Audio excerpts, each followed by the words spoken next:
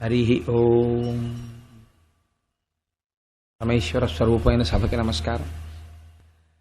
భగవంతుని యొక్క నిర్హేతుక కృపాకటాక్ష వీక్షణముల చేత అమృతోత్పాదనమైన తరువాత ఆ అమృతాన్ని సేవించినటువంటి దేవతలు వృద్ధాప్యమును మరణమును పోగొట్టుకున్నవారై మళ్ళీ పోయినటువంటి సామ్రాజ్యాన్ని చీజిక్కించుకొని అత్యంత వైభవంతో జీవితాన్ని గడుపుతున్నారు. ఇక్కడ ఒక గొప్ప ఆశ్చర్యకరమైనటువంటి సంఘటన జరిగింది. అమృతం తాగారు కాబట్టి దేవతలకి వృద్ధాప్యం లేదు, అమృతం తాగారు కాబట్టి దేవతలకి మరణం లేదు. కాబట్టి ఇప్పుడు దేవతలు పరమ సంతోషంగా రాజ్యం చెయ్యొచ్చు. అమృతం తాగేశారు కాబట్టి ఇంకా వారు ఎవరి చేత ఓడింపబడరా. అమృతము తాగిన వారు కాబట్టి ఇంకా వారిని నిర్జించగలిగినటువంటి శక్తి ప్రపంచంలో వేరొకటి లేదా? లేకపోతే అలాంటిది ఏదైనా ఉంటుందా సృష్టిలో? ఈ ప్రశ్న అసలు సహజంగా రావాలి. ఏమండి, మరి అమృతం తాగిన తర్వాత ఒకవేళ అది అహంకారానికి కారణమైతే, ఒకవేళ అమృతం తాగినవాడు అప్పటికి దేవత కావచ్చు, కానీ ఈ అమృతం తాగిన తర్వాత అతన్ని ఎవ్వరూ ఏమీ చెయ్యలేరు అన్న స్థితి ఉంటుందా? లేకపోతే అమృతం తాగిన వాళ్ళందరినీ కట్టగట్టి కూడా ఎవరైనా ఏమైనా చెయ్యగలరా ఇంతమంది అమృతం తాగిన? ఈ అనుమానం తీర్చడానికే కాలగమనంలో ఉద్ధాన పతనాలు జరుగుతాయి. ఎంత ఆశ్చర్యకరమైన సంఘటన జరిగిందంటే, రాక్షసులకి నాయకత్వం వహించినటువంటి బలిచక్రవర్తి యుద్ధంలో ఓడిపోయాడు. ఓడిపోయి బెంగ పెట్టుకోలేదు, వెళ్ళి శుక్రాచార్యుల వారి పాదాలు పట్టుకున్నాడు. గురువుగారు, మహానుభావ, మాకందరికీ కూడా అమృతోత్పాదనంలో భాగం ఇచ్చారు, కష్టపడ్డాం, కానీ అమృతాన్ని సేవించలేకపోయాం. సరే, కారణాలు ఎన్నో ఉన్నాయి, గత 4 రోజులుగా వింటున్నాం. కానీ అమృతం తాగనంత మాత్రం చేత ఇంకా మేము శాశ్వతంగా ఎప్పుడూ దేవతల కన్నా అధికులం కాకుండా ఉండిపోవలసిందేనా? లేకపోతే అమృతం తాగిన వారిని కూడా ఓడించగలిగిన శక్తి మాకు మీ పాదముల నుండి వస్తుందని మేము నమ్ముతున్నాం. అందుకని మీరు మమ్మల్ని ఆ స్థితికి తీసుకువెళ్ళాలి. నేను పరిపూర్ణమైన విశ్వాసంతో మీ పాదములు పట్టి ప్రార్థన చేస్తున్నాను అన్నాడు. ఇప్పుడు గురుశక్తి గొప్పదా, అమృతము గొప్పదా అంటే, శుక్రాచార్యుల వారు, ఇప్పుడు నేను నీతో ఒక యాగం చేయిస్తాను, దీన్ని విశ్వజిత్ యాగము అంటారు. యాగమునకు ఫలితం ఎవరివ్వాలండి? విష్ణువే ఇవ్వాలి. అమృతం ఎవరు తాగించారు? విష్ణువే తాగించారు. కాబట్టి ఇప్పుడు గురువు మాట నిజము ఎవరు తేల్చాలి? విష్ణువే తేల్చాలి. కాబట్టి ఇప్పుడు ఏమైంది? ఆ విశ్వజిత్ యాగం నడుస్తోంది. అది పరిపూర్ణం అయ్యేసరికి ఆ యాగగుండంలోంచి ఒక బంగారు రథము బయటికి వచ్చింది. దాని మీద ఒక బంగారు వస్త్రము కప్పబడి ఉంది. సింహము గుర్తుగా కలిగినటువంటి పతాకం ఒకటి ఎగురుతోంది. 2 అద్వితీయమైనటువంటి, ఎన్నడూ అందులో బాణములు అయిపోవడం అనేటటువంటి లేని అక్షయ బాణ తూణీరముల జంట ఒకటి వచ్చింది. ఒక గొప్ప ధనస్సు వచ్చింది. వీటిని స్వీకరించాడు శుక్రాచార్యుల వారి అనుమతి మేరకు బలిచక్రవర్తి. వీటిని తీసుకున్న తర్వాత ఈయన తాతగారు ప్రహ్లాదుడు, బలిచక్రవర్తి యొక్క తాతగారు ప్రహ్లాదుడు. ఎందుచేత అంటే బలిచక్రవర్తి ప్రహ్లాదుని యొక్క కుమారుడు విరోచనుడు, విరోచనుని యొక్క కుమారుడు బలిచక్రవర్తి. ఆయన వచ్చి ఒక స్వర్ణ పుష్పముల మాల బలిచక్రవర్తి మెడలో వేశారు. ఇప్పుడు ఆయన కోరిక ఏమిటి? అమృతం తాగిన వాళ్ళని ఓడించాలి శుక్రాచార్యుల వారి అనుగ్రహంతో. కాబట్టి ఇప్పుడు ఈ విశ్వజిత్ యాగం ఫలించింది. కాబట్టి వెంటనే మాల మెడలో వేసుకుని ఆ దివ్యమైన రథాన్ని ఎక్కి అమరావతి వైపుకి దండయాత్రకి వెళ్ళాడు. ఈ వార్త తెలుసుకున్నాడు ఇంద్రుడు. తెలుసుకుని, ఇప్పుడు నేను యుద్ధం చెయ్యగలనా? అవతలవాడు గురువుల అనుగ్రహంతో వస్తున్నాడు, నాకున్న శక్తి ఏమిటి? అమృతం తాగి ఉన్నాను, దేవతలందరూ అమృతం తాగి ఉన్నారు, ఢీ కొట్టగలనా? అనుమానం వచ్చింది. విశ్వజిత్ యాగం చేయించట శుక్రాచార్యుడు. శుక్రాచార్యుడి శక్తిని తక్కువ అంచనా వేయడానికి వీల్లేదు. అందుకని ఎందుకైనా మంచిది, ఈ విషయంలో మనకి జవాబు చెప్పగలిగిన వారెవరు? మన గురువు గారే. అందుకని బృహస్పతి గారి దగ్గరికి వెడదామని చెప్పి దేవతలందరూ కలిసి బృహస్పతి దగ్గరికి వెళ్ళారు. గురువు అన్నవాడు ఎంత అరమరికలు లేకుండా వేరొక గురువు యొక్క శక్తి సామర్థ్యములను నిష్పక్షపాతంగా పొగిడిన వాడై, మనస్సునందు ఆభిజాత్య దోషము లేనివాడై ఉంటాడో గమనించండి. బృహస్పతి దగ్గరికి వెడితే మహానుభావుడు ఆ దేవతలను ఉద్దేశించి ఆయన అన్నాడు, ఇవాళ బలిచక్రవర్తికి శుక్రాచార్యుల వారి అనుగ్రహం పరిపూర్ణంగా ఉంది. గురువులకి ప్రణిపాతం చేసి గురువులకి శరణాగతి చేసి గురువుల వలన ఇంత శక్తి పొంది వచ్చినటువంటి బలిచక్రవర్తిని ఢీకొనడం నీ చేత కాదు, నువ్వు చెయ్యలేవు. కాబట్టి మనం ఆయనని ఇప్పుడు ఓడించగలిగిన వారు సృష్టిలో నాకు తెలిసి ఇద్దరే. ఒకడు శివుడు, రెండు కేశవుడు. ఈ ఇద్దరే ఓడించాలి తప్ప ఇంకెవరు ఓడించలేరు. కాబట్టి మనం ఆయన్నే ప్రార్థన చేద్దామని శ్రీ మహావిష్ణువుని ప్రార్థన చేశారు. చేస్తే ఆయన ఒక చిత్రమైన మాట చెప్పారు. బృహస్పతి చెప్పినది యథార్థమే. ఏ గురువుల యొక్క అనుగ్రహంతో ఇవాళ బలిచక్రవర్తి ఈ స్థితిని పొందాడో ఇది బృహస్పతి చెప్పినటువంటి సత్యం. మళ్ళీ ఆ గురువుల అనుగ్రహానికే బలిచక్రవర్తి దూరం అవ్వాలి. అలా దూరం అయిన రోజున మీరు చిటికిన వేలుతో కొట్టగలరు. గురువుల అనుగ్రహం అంత స్థాయిలో బలిచక్రవర్తికి ఉండగా మీరు అమృతం తాగినా ఏమీ చేయలేరు. యుద్ధం చేయడం అనవసరం. కాబట్టి మీరు అమరావతిని విడిచిపెట్టి తలో దిక్కు వేషాలు మార్చుకుని పారిపోండి అన్నాడు. అమృతం రక్షించిందండి. దేని ముందు నిలబడలేకపోయింది అమృతం? గురువుల యొక్క అనుగ్రహం ముందు అమృతం నిలబడలేకపోయింది. కాబట్టి ఇప్పుడు ఎటు వెళ్ళిపోయారు దేవతలంటే తలో దిక్కు పట్టి వెళ్ళిపోయారు. వెళ్ళిపోతే బలిచక్రవర్తి అమరావతికి వచ్చి చూశాడు. ఒక్కరు లేరు ప్రతిఘటించడానికి. అసలు అలాంటి యుద్ధం ఉంటుందని ఊహించలేదు. ఎందుకని అంతకుముందు గొప్ప యుద్ధం జరిగింది. తీరా అమరావతికి వస్తే అసలు తనని ఎదిరించి పోరాడేటటువంటి ఒక్క యోధుడు అక్కడ లేడు. గొప్ప దివ్యమైనటువంటి అమరావతి పట్టణాన్ని చూశాడు. సునాయాసంగా తనదైపోయింది. ఇంద్రసింహాసనం మీదకి ఎక్కి కూర్చున్నాడు.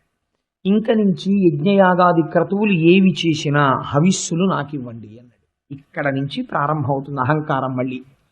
కాబట్టి హవిస్సులు నాకే, ఇంద్రాదులకు లేవు. ఎందుకనంటే వారందరూ మారువేషాలలో అరణ్యములు పట్టి పారిపోయారు అన్నాడు.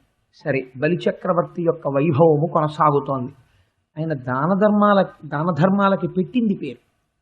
అటువంటి బలిచక్రవర్తి రాజ్యం చేస్తున్నాడు, ముల్లోకములను పరిపాలన చేస్తున్నాడు.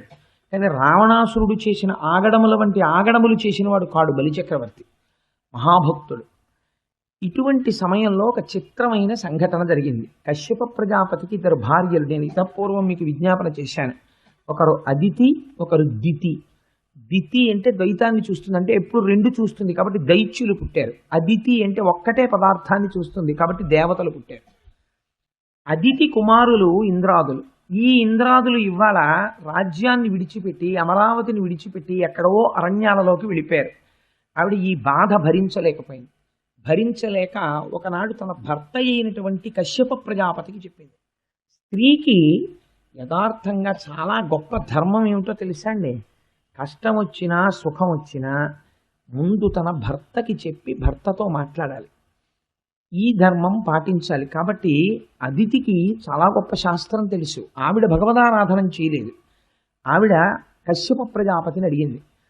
చాలా దిగులు ముఖంతో ఉంటే కశ్యప ప్రజాపతి అడిగిన మాటలు చూస్తే ఆశ్చర్యకరంగా ఉంటాయి. మనకి భాగవతంలో ఆయన భార్యని అడిగారు, నువ్వు గృహస్థాశ్రమంలో ఉన్నావు కదా, ఇంటికి ఇల్లాలివి కదా, ఇవాళ నువ్వు ఎందుకు చిన్నబుచ్చుకుని ఉన్నావు? లక్ష్మీ స్వరూప అయిన ఇల్లాలు ఎప్పుడూ సంతోషంతో ఉండాలి కదా, అందున భర్తని చూసినప్పుడు ప్రసన్న ముఖంతో మాట్లాడాలి. ఇవాళ నువ్వు ఎందుకు ఉద్విగ్నతతో ఉన్నావు? ఇంటికి వచ్చిన అతిథులకి ఏమీ లేదని ఏమైనా చెప్పి పంపించడం అన్న సంఘటన ఏమైనా జరిగిందా? ఇంటికి అతిథి వచ్చినప్పుడు గృహస్థాశ్రమంలో ఉన్నవాడు ఒకవేళ ఆర్తితో వస్తే వాళ్ళకి పెట్టడం విషయంలో ఎంత జాగ్రత్తగా ఉండాలో చూడండి అని అడిగి, ఎందుకు చిన్నబుచ్చుకున్నావో చెప్పవలసింది. ఆవిడంది, మహానుభావానికి తెలియని విషయం ఏముంటుంది? దితి నాకు సవతి, నేను కూడా నీ భార్యని. నా పిల్లలైనటువంటి దేవేంద్రాదులను దితి యొక్క కుమారులైనటువంటి బలిచక్రవర్తి మొదలైన వాళ్ళు సింహాసన భ్రష్టులను చేసి అరణ్యములకు పారత్రులే. ఇవాళ యజ్ఞయాగాది క్రతువులు జరిగితే హవిస్సులో భాగం కూడా ఇంద్రుడికి లేదు. అంతటి ఇంద్రుడు రాజ్యభ్రష్టుడై వెళ్ళిపోతే వేరు. అమృతం తాగిన ఇంద్రుడు శుక్రాచార్యుల వారి వైభవం చేత, శుక్రాచార్యుల వారి అనుగ్రహం చేత ఇవాళ ఇంద్రుడు ఏ స్థితిలో ఉన్నాడు అంటే, ఎండకన్నెరుగని ఇంద్రుని ఇల్లాలు పలుపంచలను జాలి పడిన నేడు. అసలు ఎన్నడూ కష్టం అంటే ఏమిటో తెలియనటువంటి శచీదేవి ఐశ్వర్యానికి మారుపేరైన శచీదేవి, కల్పవృక్షానికి పూసిన పువ్వులు తలలో పెట్టుకునే శచీదేవి ఎవరో ఒకళ్ళ ఇళ్లల్లో దాసీత్వం చేసుకుంటోంది.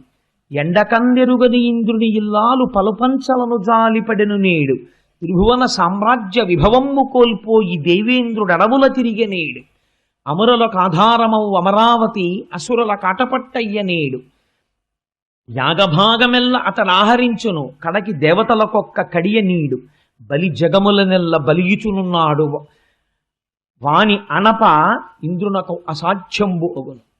ఇవాళ ఇంద్రుడి యొక్క పరిస్థితి ఏమిటంటే అరణ్యములు పట్టి పారిపోయాడు. ఇంద్రుని కుమారులైనటువంటి జయంతుడు మొదలైనటువంటి వారు శబరార్భకుల వెంట తిరిగేనేడు. ఎక్కడో అరణ్యంలో తిరిగేటటువంటి బోయజాతికి చెందినటువంటి పిల్లలతో కలిసి ఆడుకుంటున్నారు గుర్తుపట్టలేని విధంగా. అందుకని అమరులకు ఆధారమవు అమరావతి అసురుల కాటపట్టయ్యనేడు. అమరులందరూ కూడా ఉండవలసినటువంటి అమరావతి ఇవాళ రాక్షసులకి చీచిక్కింది. బలి జగముల నెల్ల బలియుచునున్నాడు వాని గెలువరాదు వాసవనకు. ఇవాళ ఇంద్రుడు బలిచక్రవర్తిని గెలవలేకపోతున్నాడు. యాగభాగమెల్ల అతడు ఆహరించును కడకి దేవతలకొక్క కడియ నీడు. యాగభాగం అంతా బలిచక్రవర్తి తింటున్నాడు, ఇంద్రాదులకి ఒక పిడచ కూడా పెట్టట్లేదు.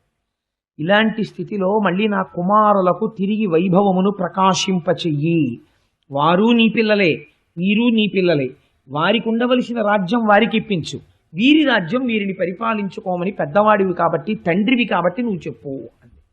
కశ్యప ప్రజాపతి అంటే ఎంతటి బ్రహ్మజ్ఞానం చూడండి. ఆయన నవ్వు నవ్వి అన్నారు, అదితి ఈ భార్యలేమిటి, కొడుకులేమిటి, రాజ్యాలేమిటి, సింహాసనాలేమిటి, గొడవలేమిటి, ఒకడినొకడు సింహాసనం నుంచి భ్రష్టుణ్ణి చేసుకోవడం ఏమిటి, నాకు ఇదంతా చాలా అయోమయంగా ఉంది. ఈ సంబంధాలకు శాశ్వతత్వం ఒక సత్యము ఉన్నాయని నువ్వు అనుకుంటున్నావా? నేను అలా అనుకోవట్లేదు.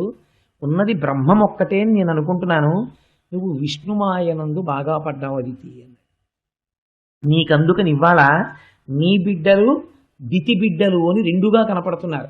ఒకరికి ఐశ్వర్యం పోయింది, ఒకరికి ఐశ్వర్యం ఉంది అని బాధపడుతున్నావు. నేను ఒక్క మాట చెప్పనా, ఈ ప్రపంచంలో కష్టంలో ఉన్నవాణ్ణి రక్షించగలిగిన వాడు ఈశ్వరుడు ఒక్కడే తప్ప నన్ను అడుగుతా ఏమిటి రక్షించమని. కాబట్టి నేను కాదు రక్షించవలసిన వాణ్ణి. నీకు నిజంగా రక్షణ పొందాలి, నీ కొడుకైనటువంటి దేవేంద్రుడు ఆ దేవతలు తిరిగి సింహాసనాన్ని పొందాలి అని నువ్వు అనుకుంటే మహానుభావుడు ఆ సర్వేశ్వరుండు ఆ జనార్దనుని పూజింపుము. ఆ జనార్దనుణ్ణి పూజిస్తే ఆయన కానీ ప్రీతి చెందాడా, ఈశ్వరుడు కానీ అనుగ్రహించాడా? భగవంతుడు సులభుడై ప్రసన్నుడైతే అసలు సృష్టిలో జరగలేని కార్యక్రమం ఒకటి ఉన్నది అని నేను నమ్మడం. ఆ సర్వేశ్వరుడైనటువంటి శ్రీమన్నారాయణుణ్ణి సేవించు, ఆయన భక్త సులభుడు.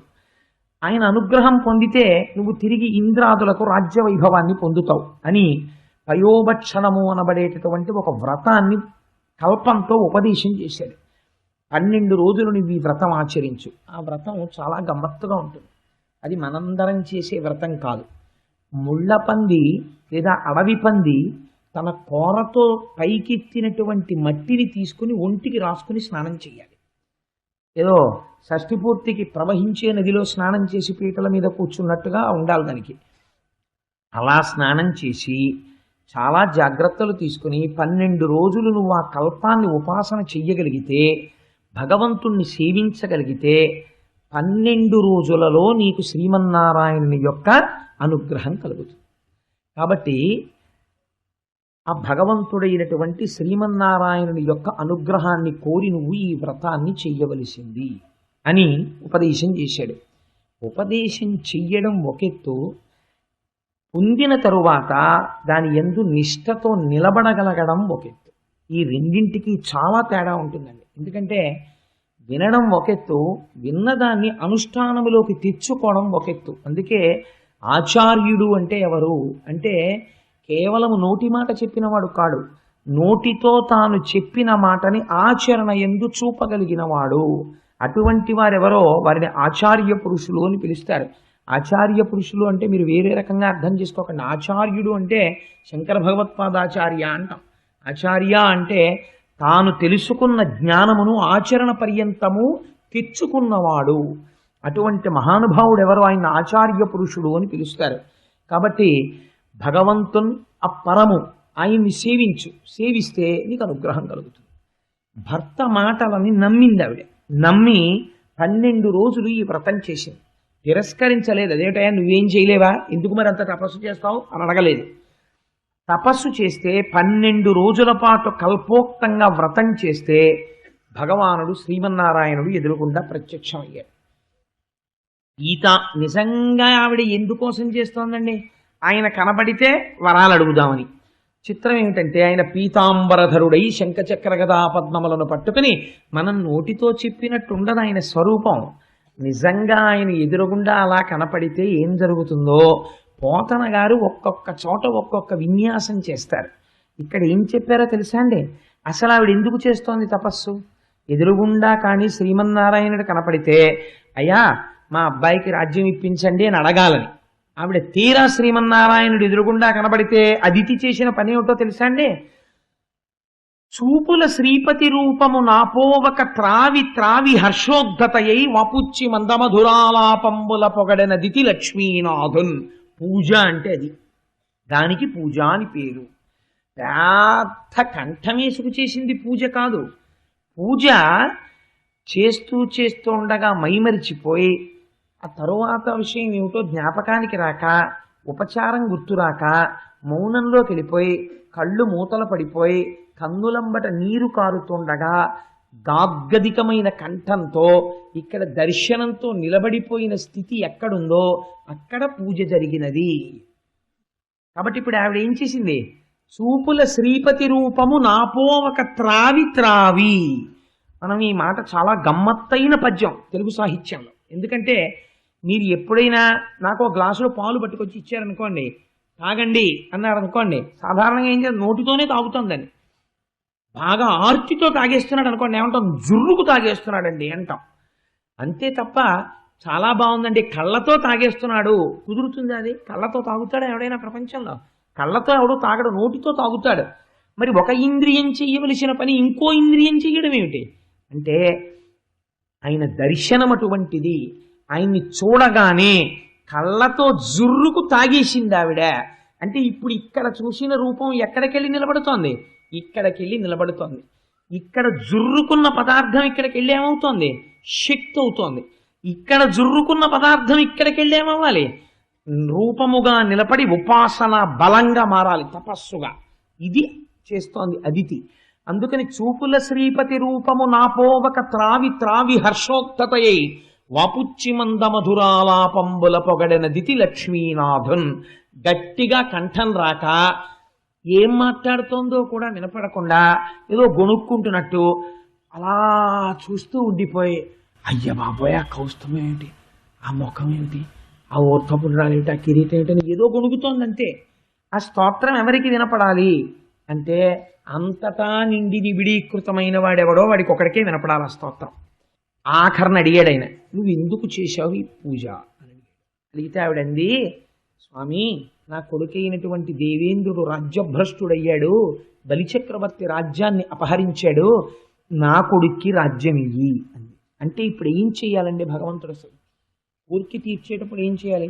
తథాస్తు నీ కొడుక్కి రాజ్యం ఇప్పిస్తాను అనాలి. ఆయన అలా అనలేదు, వచ్చిన గొడవ. ఆయన అన్నారు, నీ కోడండ్రును నీ కుమారవరులు నీనాథుడు నీవున్ సంశ్లోకింపన్ సుతులున్ పతుల్ సమ్మోదింప రాత్రించరుల్ శోకింపన్ భవదీయ గర్భమున తేజోమూర్తి జన్మించదన్ నాకున్ వెడుక పుట్టు నీ సుతుడనై నర్తించి వర్తింపగా. ఈశ్వరుడు లొంగిపోయాడంతే అదితికి. ఎంత లొంగాడో తెలుసా అండి? అమ్మా నీ కోడండ్రును నీ కుమారవరులు, నీ కొడుకు ఇంద్రుడు, నీ కోడలు శచీదేవి బాధపడుతోందంటున్నావు కదా, వాళ్ళు సంతోషించేటట్టు, నీనాథుడు భర్త మాట నమ్మకంతో విన్నావు కదా, నీ భర్త పొంగిపోయేటట్టు, నీవు సంతోషించేటట్టు నేను తప్పకుండా నువ్వు అడిగిన పని చేస్తాను. కానీ అమ్మ నాకు ఓ కోరిక ఉంది. ఈశ్వరుడు వరం అడుగుతున్నాడు అదితిని. ఇప్పుడు ఎంత ఆశ్చర్యం చూడండి, వరం అడగడానికి కూర్చున్న అదితిని నారాయణుడు వరం అడుగుతున్నాడు. ఏమని అంటే ఎంత స్తోత్రం చేస్తే ఈశ్వరుడు లొంగుతాడు? జ్ఞానంతో బెత్తలతో లెక్క పెట్టడం కుదరదు. ఇక్కడ నువ్వు పరవశించగలవా? పరవశించగలిగితే ఈశ్వరుడు నిన్ను వరం అడుగుతాడు. ఏమడిగాడు ఆయన?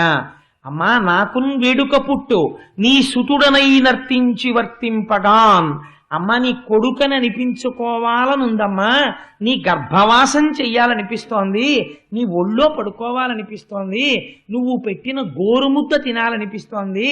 అమ్మా, నీ కొడుకుగా పుడతాను, నన్ను నువ్వు ముద్దుతో ప్రేమతో పెంచుతావా అని అడిగాడు.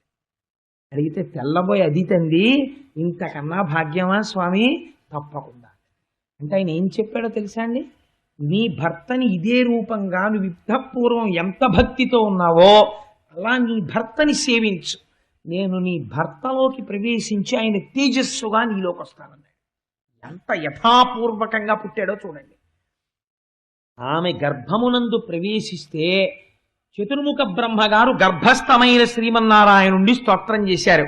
ఇప్పుడు అదితి గర్భము గర్భాలయమైనది. ఈ స్త్రీ జాతికి ఈ దేశంలో ఉన్న గొప్పతనం. గర్భాలయం అక్కడ ఉండడం కాదు, ఏమో అందుకే రుక్మిణీ కళ్యాణానికి ఎన్ని వేల మంది ఆడపిల్లలు వచ్చినా రుక్మిణీ కళ్యాణానికి ఒక గొప్ప ఉంది. ఏమిటో తెలుసా అండి? మీరేం చేయగలరు? ఆడపిల్లకి ఒక వరుణ్ణి చూడగలరు అంతే.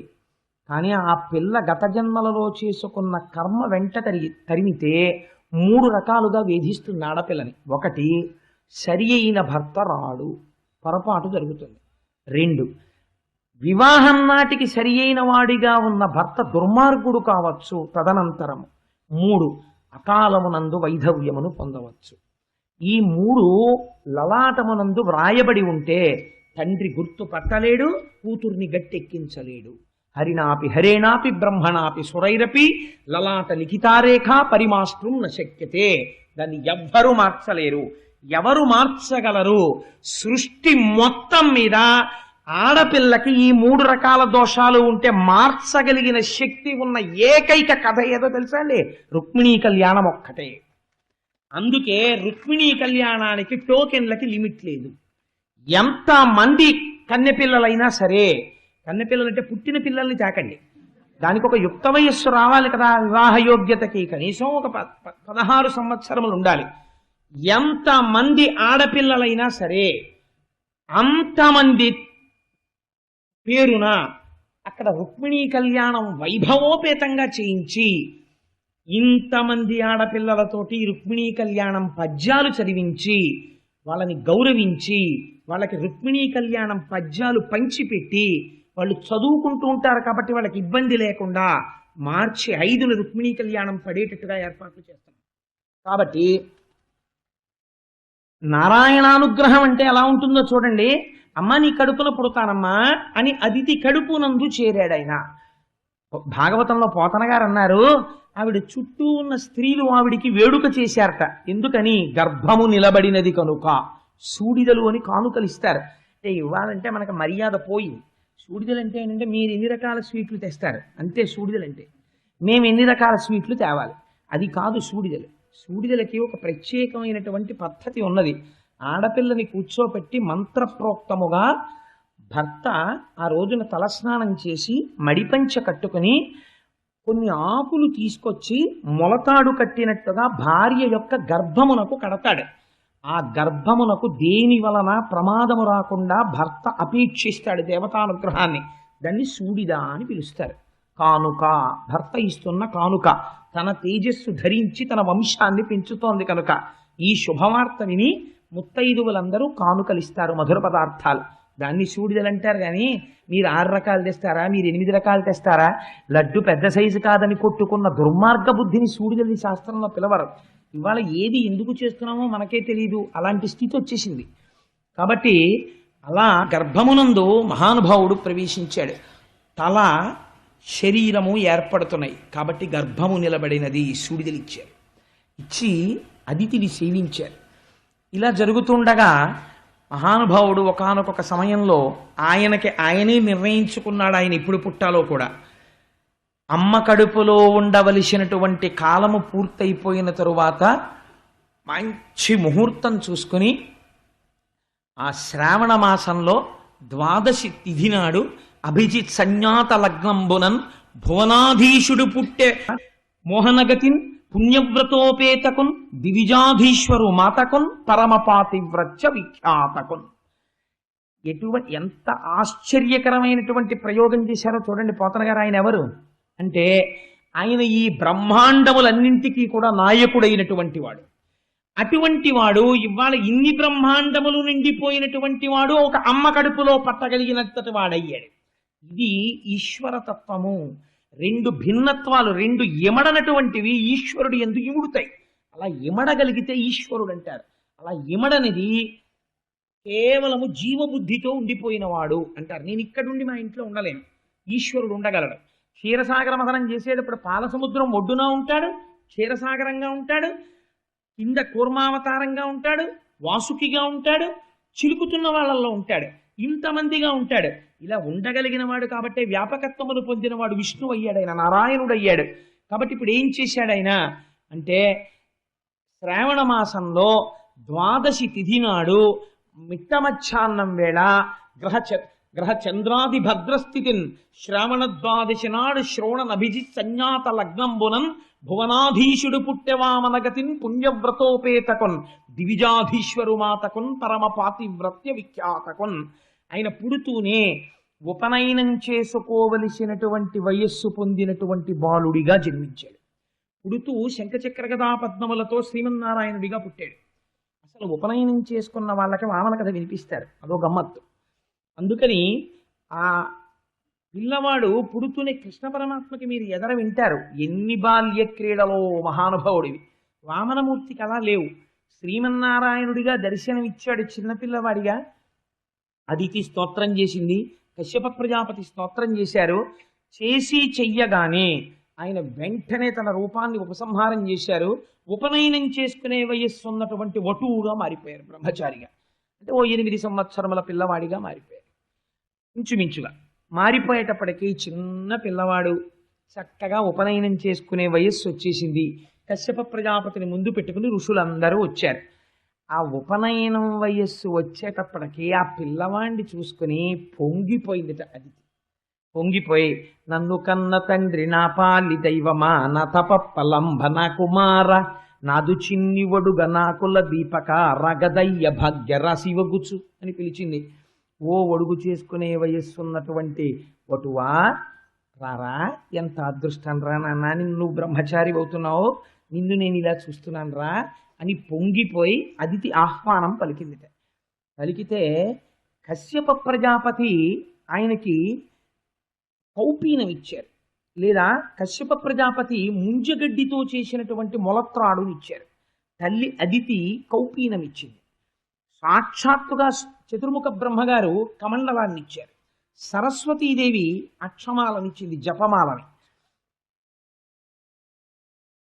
సూర్య భగవానుడు ఆదిత్య మండలంలోంచి కిందికి దిగి గాయత్రి మంత్రాన్ని ఉపదేశం చేశాడు.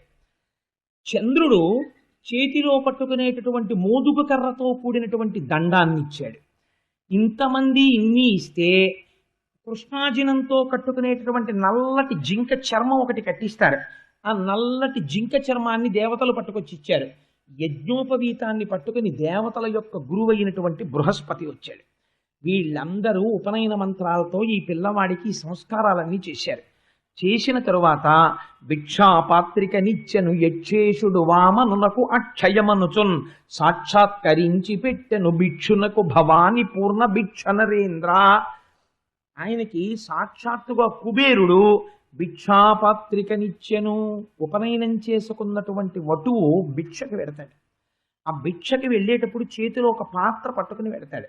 అందుకని ఆ భిక్షాపాత్రికనిచ్చెను యక్షేషుడు వామనులకు అక్షయమనుచున్ సాక్షాత్కరించి పెట్టాను. ఇప్పుడు అందులో అమ్మ భిక్ష వెయ్యాలి. ఆ పాత్రలో మొదటి భిక్ష వేసే అధికారం అమ్మదే. అలాంటిది మరి ఇప్పుడు ఆయనకెవరు వేయాలి భిక్ష అంటే భవాని పూర్ణ భిక్ష నరేంద్ర. పరమశివుని యొక్క ఇల్లాలైనటువంటి పార్వతీదేవికి భవానీ అని పేరు. భవానీ అని ఆవిడ స్థానీశ్వర పీఠానికి అధిదేవతగా ఉంటుంది. లోకములనన్నిటినీ పోషించే రూపం కాబట్టి భవానీ అని పేరు. అందుకని ఇప్పుడు అమ్మ మొదటి పోషణ చేస్తుంది. అందుకని ఆవిడ తల్లిగా దిగి వచ్చి మొట్టమొదటి భిక్ష ఆ వటువుకి ఇచ్చింది. ఇక్కడ మనకు ఒక గమ్మత్తు ఉంటుంది. ఆనాటి నుంచి ఈనాటి వరకు ఉపనయనానికి ఇదే సంప్రదాయం. ఆనాడు ఏవి ఇచ్చారో ఇప్పటికీ ఉపనయనంలో అవే ఇస్తారు. క్రతువులో మార్పు ఉండదు. ఇవి ఎందుకు ఇస్తారు అంటే పసుపులో ముంచి ఆరవేసినటువంటి బట్ట కట్టిస్తారు పిల్లవాడితోటి 16 రోజుల పండగ వరకు. ఎందుకో తెలుసా అండి అలాగా పసుపులో ముంచిన బట్ట కడతారు? చాలామంది తెలియక ఇవన్నీ అర్థం లేని ఆచారాలండి అంటుంటారు. బృహస్పతి అని దేవగురు ఉన్నారు, ఆయన వల్ల విద్య ప్రకాశిస్తుంది మనకి. ఆ విద్యా ప్రకాశమునిచ్చేటటువంటి గురుగ్రహానికి అత్యంత ప్రీతిపాత్రమైన రంగు పసుపు. జ్ఞానాన్ని ఇవ్వగలిగినటువంటి శ్రీమన్నారాయణుడు పీతాంబరధారి అయి ఉంటాడు. పసుపులో ముంచిన బట్ట కట్టుకు కూర్చుంటే ఒకటి మంగళప్రదం, 2 గాయత్రీ మంత్రోపాసన ఎందు సిద్ధి కలుగుతుంది, తొందరగా జ్ఞానం కలుగుతుంది. ఇతపూర్వం లేని విధంగా 3 పూట్ల స్నానం చేసి సంధ్యావందనం చేస్తాడు. చేసేటప్పుడు ఒంటికి పట్టినటువంటి చెమట చేత చర్మరోగాలు రాకుండా పసుపు కాపాడుతుంది. వైద్యంలో పసుపు క్రిమి సంహారకం. అందుకని పసుపులో ముంచిన బట్ట కడతారు. కట్టి ఆ పిల్లవాడికి చేతిలో మోదుగ కర్రతో చేసినటువంటి దండం చేతిలో పెడతారు. ఇవాళ మనం ఎందుకు పట్టుకుంటున్నాం మనకే తెలియదు. కర్ర పట్టుకుంటే వెంటనే మనిషిలో ఒక వ్యగ్ర బుద్ధి ఏర్పడుతుంది. కర్ర చేతిలో పట్టుకు కాసేపు కూర్చున్నాడు అనుకోండి, దేన్నో దాన్ని ఇలా ఇలా కాసేపు కొట్టాలనిపిస్తుంది. అలా కొట్టడం మొదలెట్టాక ఏదో జంతువుని కొట్టాలనిపిస్తుంది, మనుషుల్ని కొట్టాలనిపిస్తుంది. ఓసారి అయితే రామాయణంలో చెప్పాను ఈ కథ, మీకు గుర్తుందో లేదో, ఒక మహాతపస్వి హంతకుడైపోయాడు. ఒక కర్ర ఇచ్చి వెళ్ళిపోతాడు, ఒక కత్తి ఇంద్రుడు. కాబట్టి ఆ కర్ర మనిషిని పాడు చేసేస్తుంది. మరి అటువంటిది కర్ర ఎందుకు ఇస్తారండి, దండం ఎందుకు ఇస్తారు బ్రహ్మచారికి? వాడు వృద్ధిలోకి రావలసిన వాడు కదా. అంటే ఏ కర్ర పడితే ఆ కర్ర చేతిలో పెట్టకూడదు, మోదుగ కర్ర చేతిలో పెడతారు. మోదుగకి అధిష్టానం చంద్రుడు. చంద్రమా మనసోజాత. ఆ కర్ర చేతిలో పట్టుకుంటే మనస్సు సత్వగుణ ప్రధానమై ఈశ్వరాభిముఖాన్ని పొందుతుంది. అందుకని మోదుగ కర్ర పట్టిస్తారు చేత్తోటి. అరణ్యానికి వెళ్ళినప్పుడు గురువుల దగ్గర చదువు నేర్చుకునేటప్పుడు ఆ క్రూర మృగాలో, ఆవులో, మేకలో, పావులో వస్తాయి. వాటిని కొట్టడానికి ఉపయోగపడుతుంది. హింసాకార్యమునందు బుద్ధి మొలకెత్తకుండా ఉంటుంది. అందుకని చేతిలో ఆ మోదుగ కర్ర పెడతారు. పెట్టి కౌపీనం పెడతారు. కౌపీనం పెట్టడం వెనకాతల రహస్యం ఏమిటో తెలుసా అండి? బ్రహ్మచారి నుంచి సన్యాసి వరకు కౌపీన ధారణం చేస్తారు. మనిషి శరీరంలో ఉన్నటువంటి తేజశక్తి అధోముఖంగా వెళ్ళిపోకుండా దాన్ని ఓజోశక్తిగా గొప్ప బ్రహ్మవర్చస్సుగా మారుస్తుంది. అందుకని కౌపీన ధారణం చేయిస్తారు. చేయించి తర్వాత కృష్ణార్జునం కడతారు. నల్లటి కృష్ణజింక మృగాన్ని ఒంటికి చిన్న ముక్కైనా సరే కడతారు. ఆ చర్మమునందు అపారమైన సత్వగుణం ఉంటుంది. బ్రహ్మచారి మనస్సు అటు ఇటు చెదరకుండా భగవంతుని యందు మగ్నమవుతుంది. అమ్మ మొట్టమొదటి భిక్ష పెడుతుంది. ఎందుకంటే ఇక నుంచి ఇంట్లో అన్నం ఉండదు, గురుకులానికి వెళ్ళిపోతాడు. వెళ్ళిపోతే గురువుగారు భిక్షావందనం చేసి అన్నిళ్ళకి వెళ్ళి భిక్ష పట్టరారా అంటారు. ఆ భిక్ష మొట్టమొదటి భిక్ష అమ్మ చేతి భిక్ష పుచ్చుకుంటే ఆ పరిపూర్ణమైనటువంటి ప్రేమని పొందుతాడు. ఈ ప్రేమ మళ్ళీ స్నాతకానికి వచ్చేంత వరకు కాపాడుతుంది. అమ్మ చేతి ముద్ద అంత గొప్పది. కాబట్టి విద్యాభ్యాసానికి వెళ్ళిపోయేటటువంటి వాడు తినవలసిన ముద్ద ఎవరి చేత? అమ్మ చేతి ముద్దే తినాలి భిక్షాపాత్రలో. అందుకే బియ్యంతో కలిపి వేస్తారు. అసలు ఉపనయనానికి భిక్షకెళ్ళే వాళ్ళ ఒక పెద్ద దోషం జరుగుతుంది. ఏంటో తెలుసా అండి? మనం చేసేవన్నీ తప్పు పనులే. మనం చాలా గొప్ప పనులు చేసామని మనం అనుకుంటాం. అక్కడికి వెళ్ళి భిక్ష వేస్తాం వటువుకి. వటువుకి భిక్ష వేసేటప్పుడు ఏదో వెండి గిన్నె, ఓ ఉద్ధరణం ఏదో పట్టుకెడతారనుకోండి, అది వేరు విషయం, డబ్బులను. ఆయనకి వెయ్యవలసింది ప్రధానంగా ఆయన శరీర పోషణకి ఏదో ఒక పదార్థం బియ్యం వేస్తారు. బియ్యం ఇంటి నుంచి పట్టుకెళ్ళిన వాళ్ళు ఉంటారా? భిక్ష మీరు వేసిన వెండిగింది కాదు. బ్రహ్మచారి వెండిగింది లట్టుకుని గురుగారి దగ్గరికి పెడతాడేమిటి? అవి కాదు కావలసింది. మీ ఆశీర్వచనంతో మీరు ఆయనకి భిక్షాపాత్రలో వెయ్యాలి. ఆ బియ్యం వేసేటప్పుడు దక్షిణ కలుపుతారు, కానుక కలుపుతారు. అది అతనికి పనికొచ్చే కానుక వెయ్యాలి తప్ప బ్రహ్మచారికి ఏవి పడితేవి కానుకలుగా వేయకూడదు. కాబట్టి ఏమైంది? బియ్యం వాళ్ళింట్లో బియ్యం పట్టుకెళ్ళి వాళ్ళింట్లో భిక్ష చేస్తారు వటువుకి. నీదేమిచ్చావు వటువుకి? వాళ్ళింట్లో బియ్యం ఇవ్వడం నువ్వు పట్టుకెళ్ళాలి. నువ్వు పట్టుకెళ్ళి ఉపనయనానికి వెళ్ళినప్పుడు నువ్వు వెయ్యాలి బియ్యం. అంతేకాని అంటే వీడో పెద్ద యాచకుడు, వీడు భిక్ష వెయ్యడానికి వెళ్ళి వాళ్ళ ఇంట్లో భిక్ష పుచ్చుకుంటాడు. కాసిన బియ్యం ఇవ్వండి అని అడిగి పుచ్చుకొని భిక్ష వేస్తుంటారు. అంటే అసలు శాస్త్రం ఏం చెప్పింది అన్న మర్యాద పోతుంది, పక్కకి పోయి ఇదంతా ఒక కృతకమైన ఏర్పాటు కింద జరిగిపోతుంటుంది యాంత్రికంగా. ఎంత మర్యాదగా మాట్లాడుతున్నారో చూడండి. నారాయణుడంతటి వాడు ఉపనయనం చేసుకుంటే బ్రహ్మచారిగా నిలబడితే ఎంత జాగ్రత్తగా ప్రవర్తించాడో చూడండి. భిక్షాపాత్రిక నిత్యను యక్షేషుడు వామనునకు అక్షయమనుచున్ సాక్షాత్కరించి పెట్టెను భిక్షునకు భవాని పూర్ణ భిక్ష నరేంద్ర. ఆ భవాని అమ్మ వచ్చి పూర్ణ భిక్ష పెట్టింది. ఇవి తీసుకుని మహానుభావుడు బయలుదేరాడు. ఎక్కడికి బయలుదేరాడు అంటే ఉపనయనంలో అనేక మంది బ్రాహ్మణులు వచ్చారు ఆశీర్వచనం చేయడానికి. ఈ వచ్చినటువంటి బ్రాహ్మణులందరినీ ఒక మాట అడిగాడు. ఏమయ్యా, మీ అందరికీ భూరిదానములు చేస్తూ ఇంత గొప్ప దాత ఎక్కడున్నాడు అన్నట్టుగా దానములు చేసి యజ్ఞయాగాది క్రతువులు చేసేవాడు ఎవరైనా ఉన్నాడా అని అడిగాడు. అంటే ముందు ఈ కీర్తిని పొందినవాడా అపకీర్తిని పొందినవాడా, తాను రక్షించాలా, తానేం చెయ్యాలి అంటే ఆ వచ్చిన బ్రాహ్మణులు అన్నారు, దానమునకు పెట్టినది పేరు బలిచక్రవర్తి. నర్మదా నది దాటిన తర్వాత ఇప్పుడు యాగం చేస్తున్నాడు. నువ్వు బ్రహ్మచారివి, నువ్వు అక్కడికి వస్తే బాగుంటుందన్నారు. ఆయన అవతార ప్రయోజనం కూడా అదే. బలిచక్రవర్తి దగ్గరికే వెళ్ళాలి ఇప్పుడు. ఎందుకని బలిచక్రవర్తిని నిగ్రహిద్దామంటే కుదరదు, యుద్ధం చేద్దామంటే. అదే మాట చెప్తాడు తర్వాత. అందుకని బయలుదేరి ఆ నర్మదా నది తీరాన్ని దాటి ఆ యాగం చేస్తున్నటువంటి ప్రదేశంలోకి వెళ్ళాడు. వెడితే దేవతలు నక్కి నక్కి నిలబడ్డారట. అక్కడ ఉన్నటువంటి మహర్షుల యొక్క ప్రాబల్యాన్ని చూసి అంతమంది మునులు వచ్చారు. అన్ని రథాలు నిలబడి ఉన్నాయి. ఎందరో ఎంతంత వేదం చదువుకున్న వాళ్ళు, మహానుభావుడు కృష్ణావధానులు గారు లాంటి వాళ్ళు అనేక మంది కూర్చుని వేదంలో పన్నాలు చెప్తున్నారు. చెప్తుంటే ఆ యాగశాలలోకి, ఆ యాగ ప్రదేశంలోకి వెళ్ళాడు. వెళ్ళి చిత్రం ఏమిటో తెలుసా అండి, అందరూ ఆయన వంక చూసి తెల్లబోతున్నారు. ఏమిట్రా ఈ వటువు, భలే అందంగా ఉన్నాడు, భలే తేజస్సుగా ఉన్నాడు. శుంభుండో హరియో పయోజభవుడో చండాంశుడో వహ్నియో దంభాకారతవచ్చకాకధరణింధాత్రీసురుండెవ్వడి శుంభజ్యోతనుడి పయోజభవుడంచున్ విస్మయభ్రాంతులై సంభాషించిదిగాక. వాళ్ళందరూ తెల్లబోయి, వచ్చినవాడు సాక్షాత్తుగా పరమశివుడా, అగ్నిదేవుడా, కుబేరుడా, శ్రీమన్నారాయణుడా, ఏమిట్రా ఇంత తేజస్సుగా ఉన్నాడు, ఇంత వటువు. ఓ చిన్న గొడుగోటేసుకున్నాడు. ఉపనయనంలో ఆకాశం ఇచ్చింది ఆ గొడుగుని. ఆ గొడుగు వేసుకున్నాడు. ఓ 3 పోగులు యజ్ఞోపవీతం వేసుకున్నాడు. ఓ చిన్న ఉత్తరీయం, చక్కటి పంచి ఒకటి కట్టుకున్నాడు. వేసుకుని ఆ యజ్ఞోపవీతం వేసుకుని చేతిలో దండం పట్టుకుని ఓ కృష్ణజింక మృగం కట్టుకుని వాళ్ళందరి మధ్యలోంచి వెళ్ళిపోతున్నాడు. మహాపండితులైనటువంటి వాళ్ళు వేదం చదువుతున్నారు. చదువుతుంటే వాళ్ళ దగ్గరికి వెళ్ళి ఈ మంత్రానికి అర్థం ఏమిటో అన్నాడు. అంటే ఆయన దీనికా అర్థం అని వటువుకి చెప్పడానికి సంతోషిస్తారు. ఎందుకంటే బ్రహ్మచారిగా ఉన్నాడు. ఓ మాట చెప్పారు వాళ్ళు. ఈయనెవరు? వేదముల చేత ప్రతిపాదింపబడినవాడు, ఇవాళ వటువుగా వస్తున్నాడు.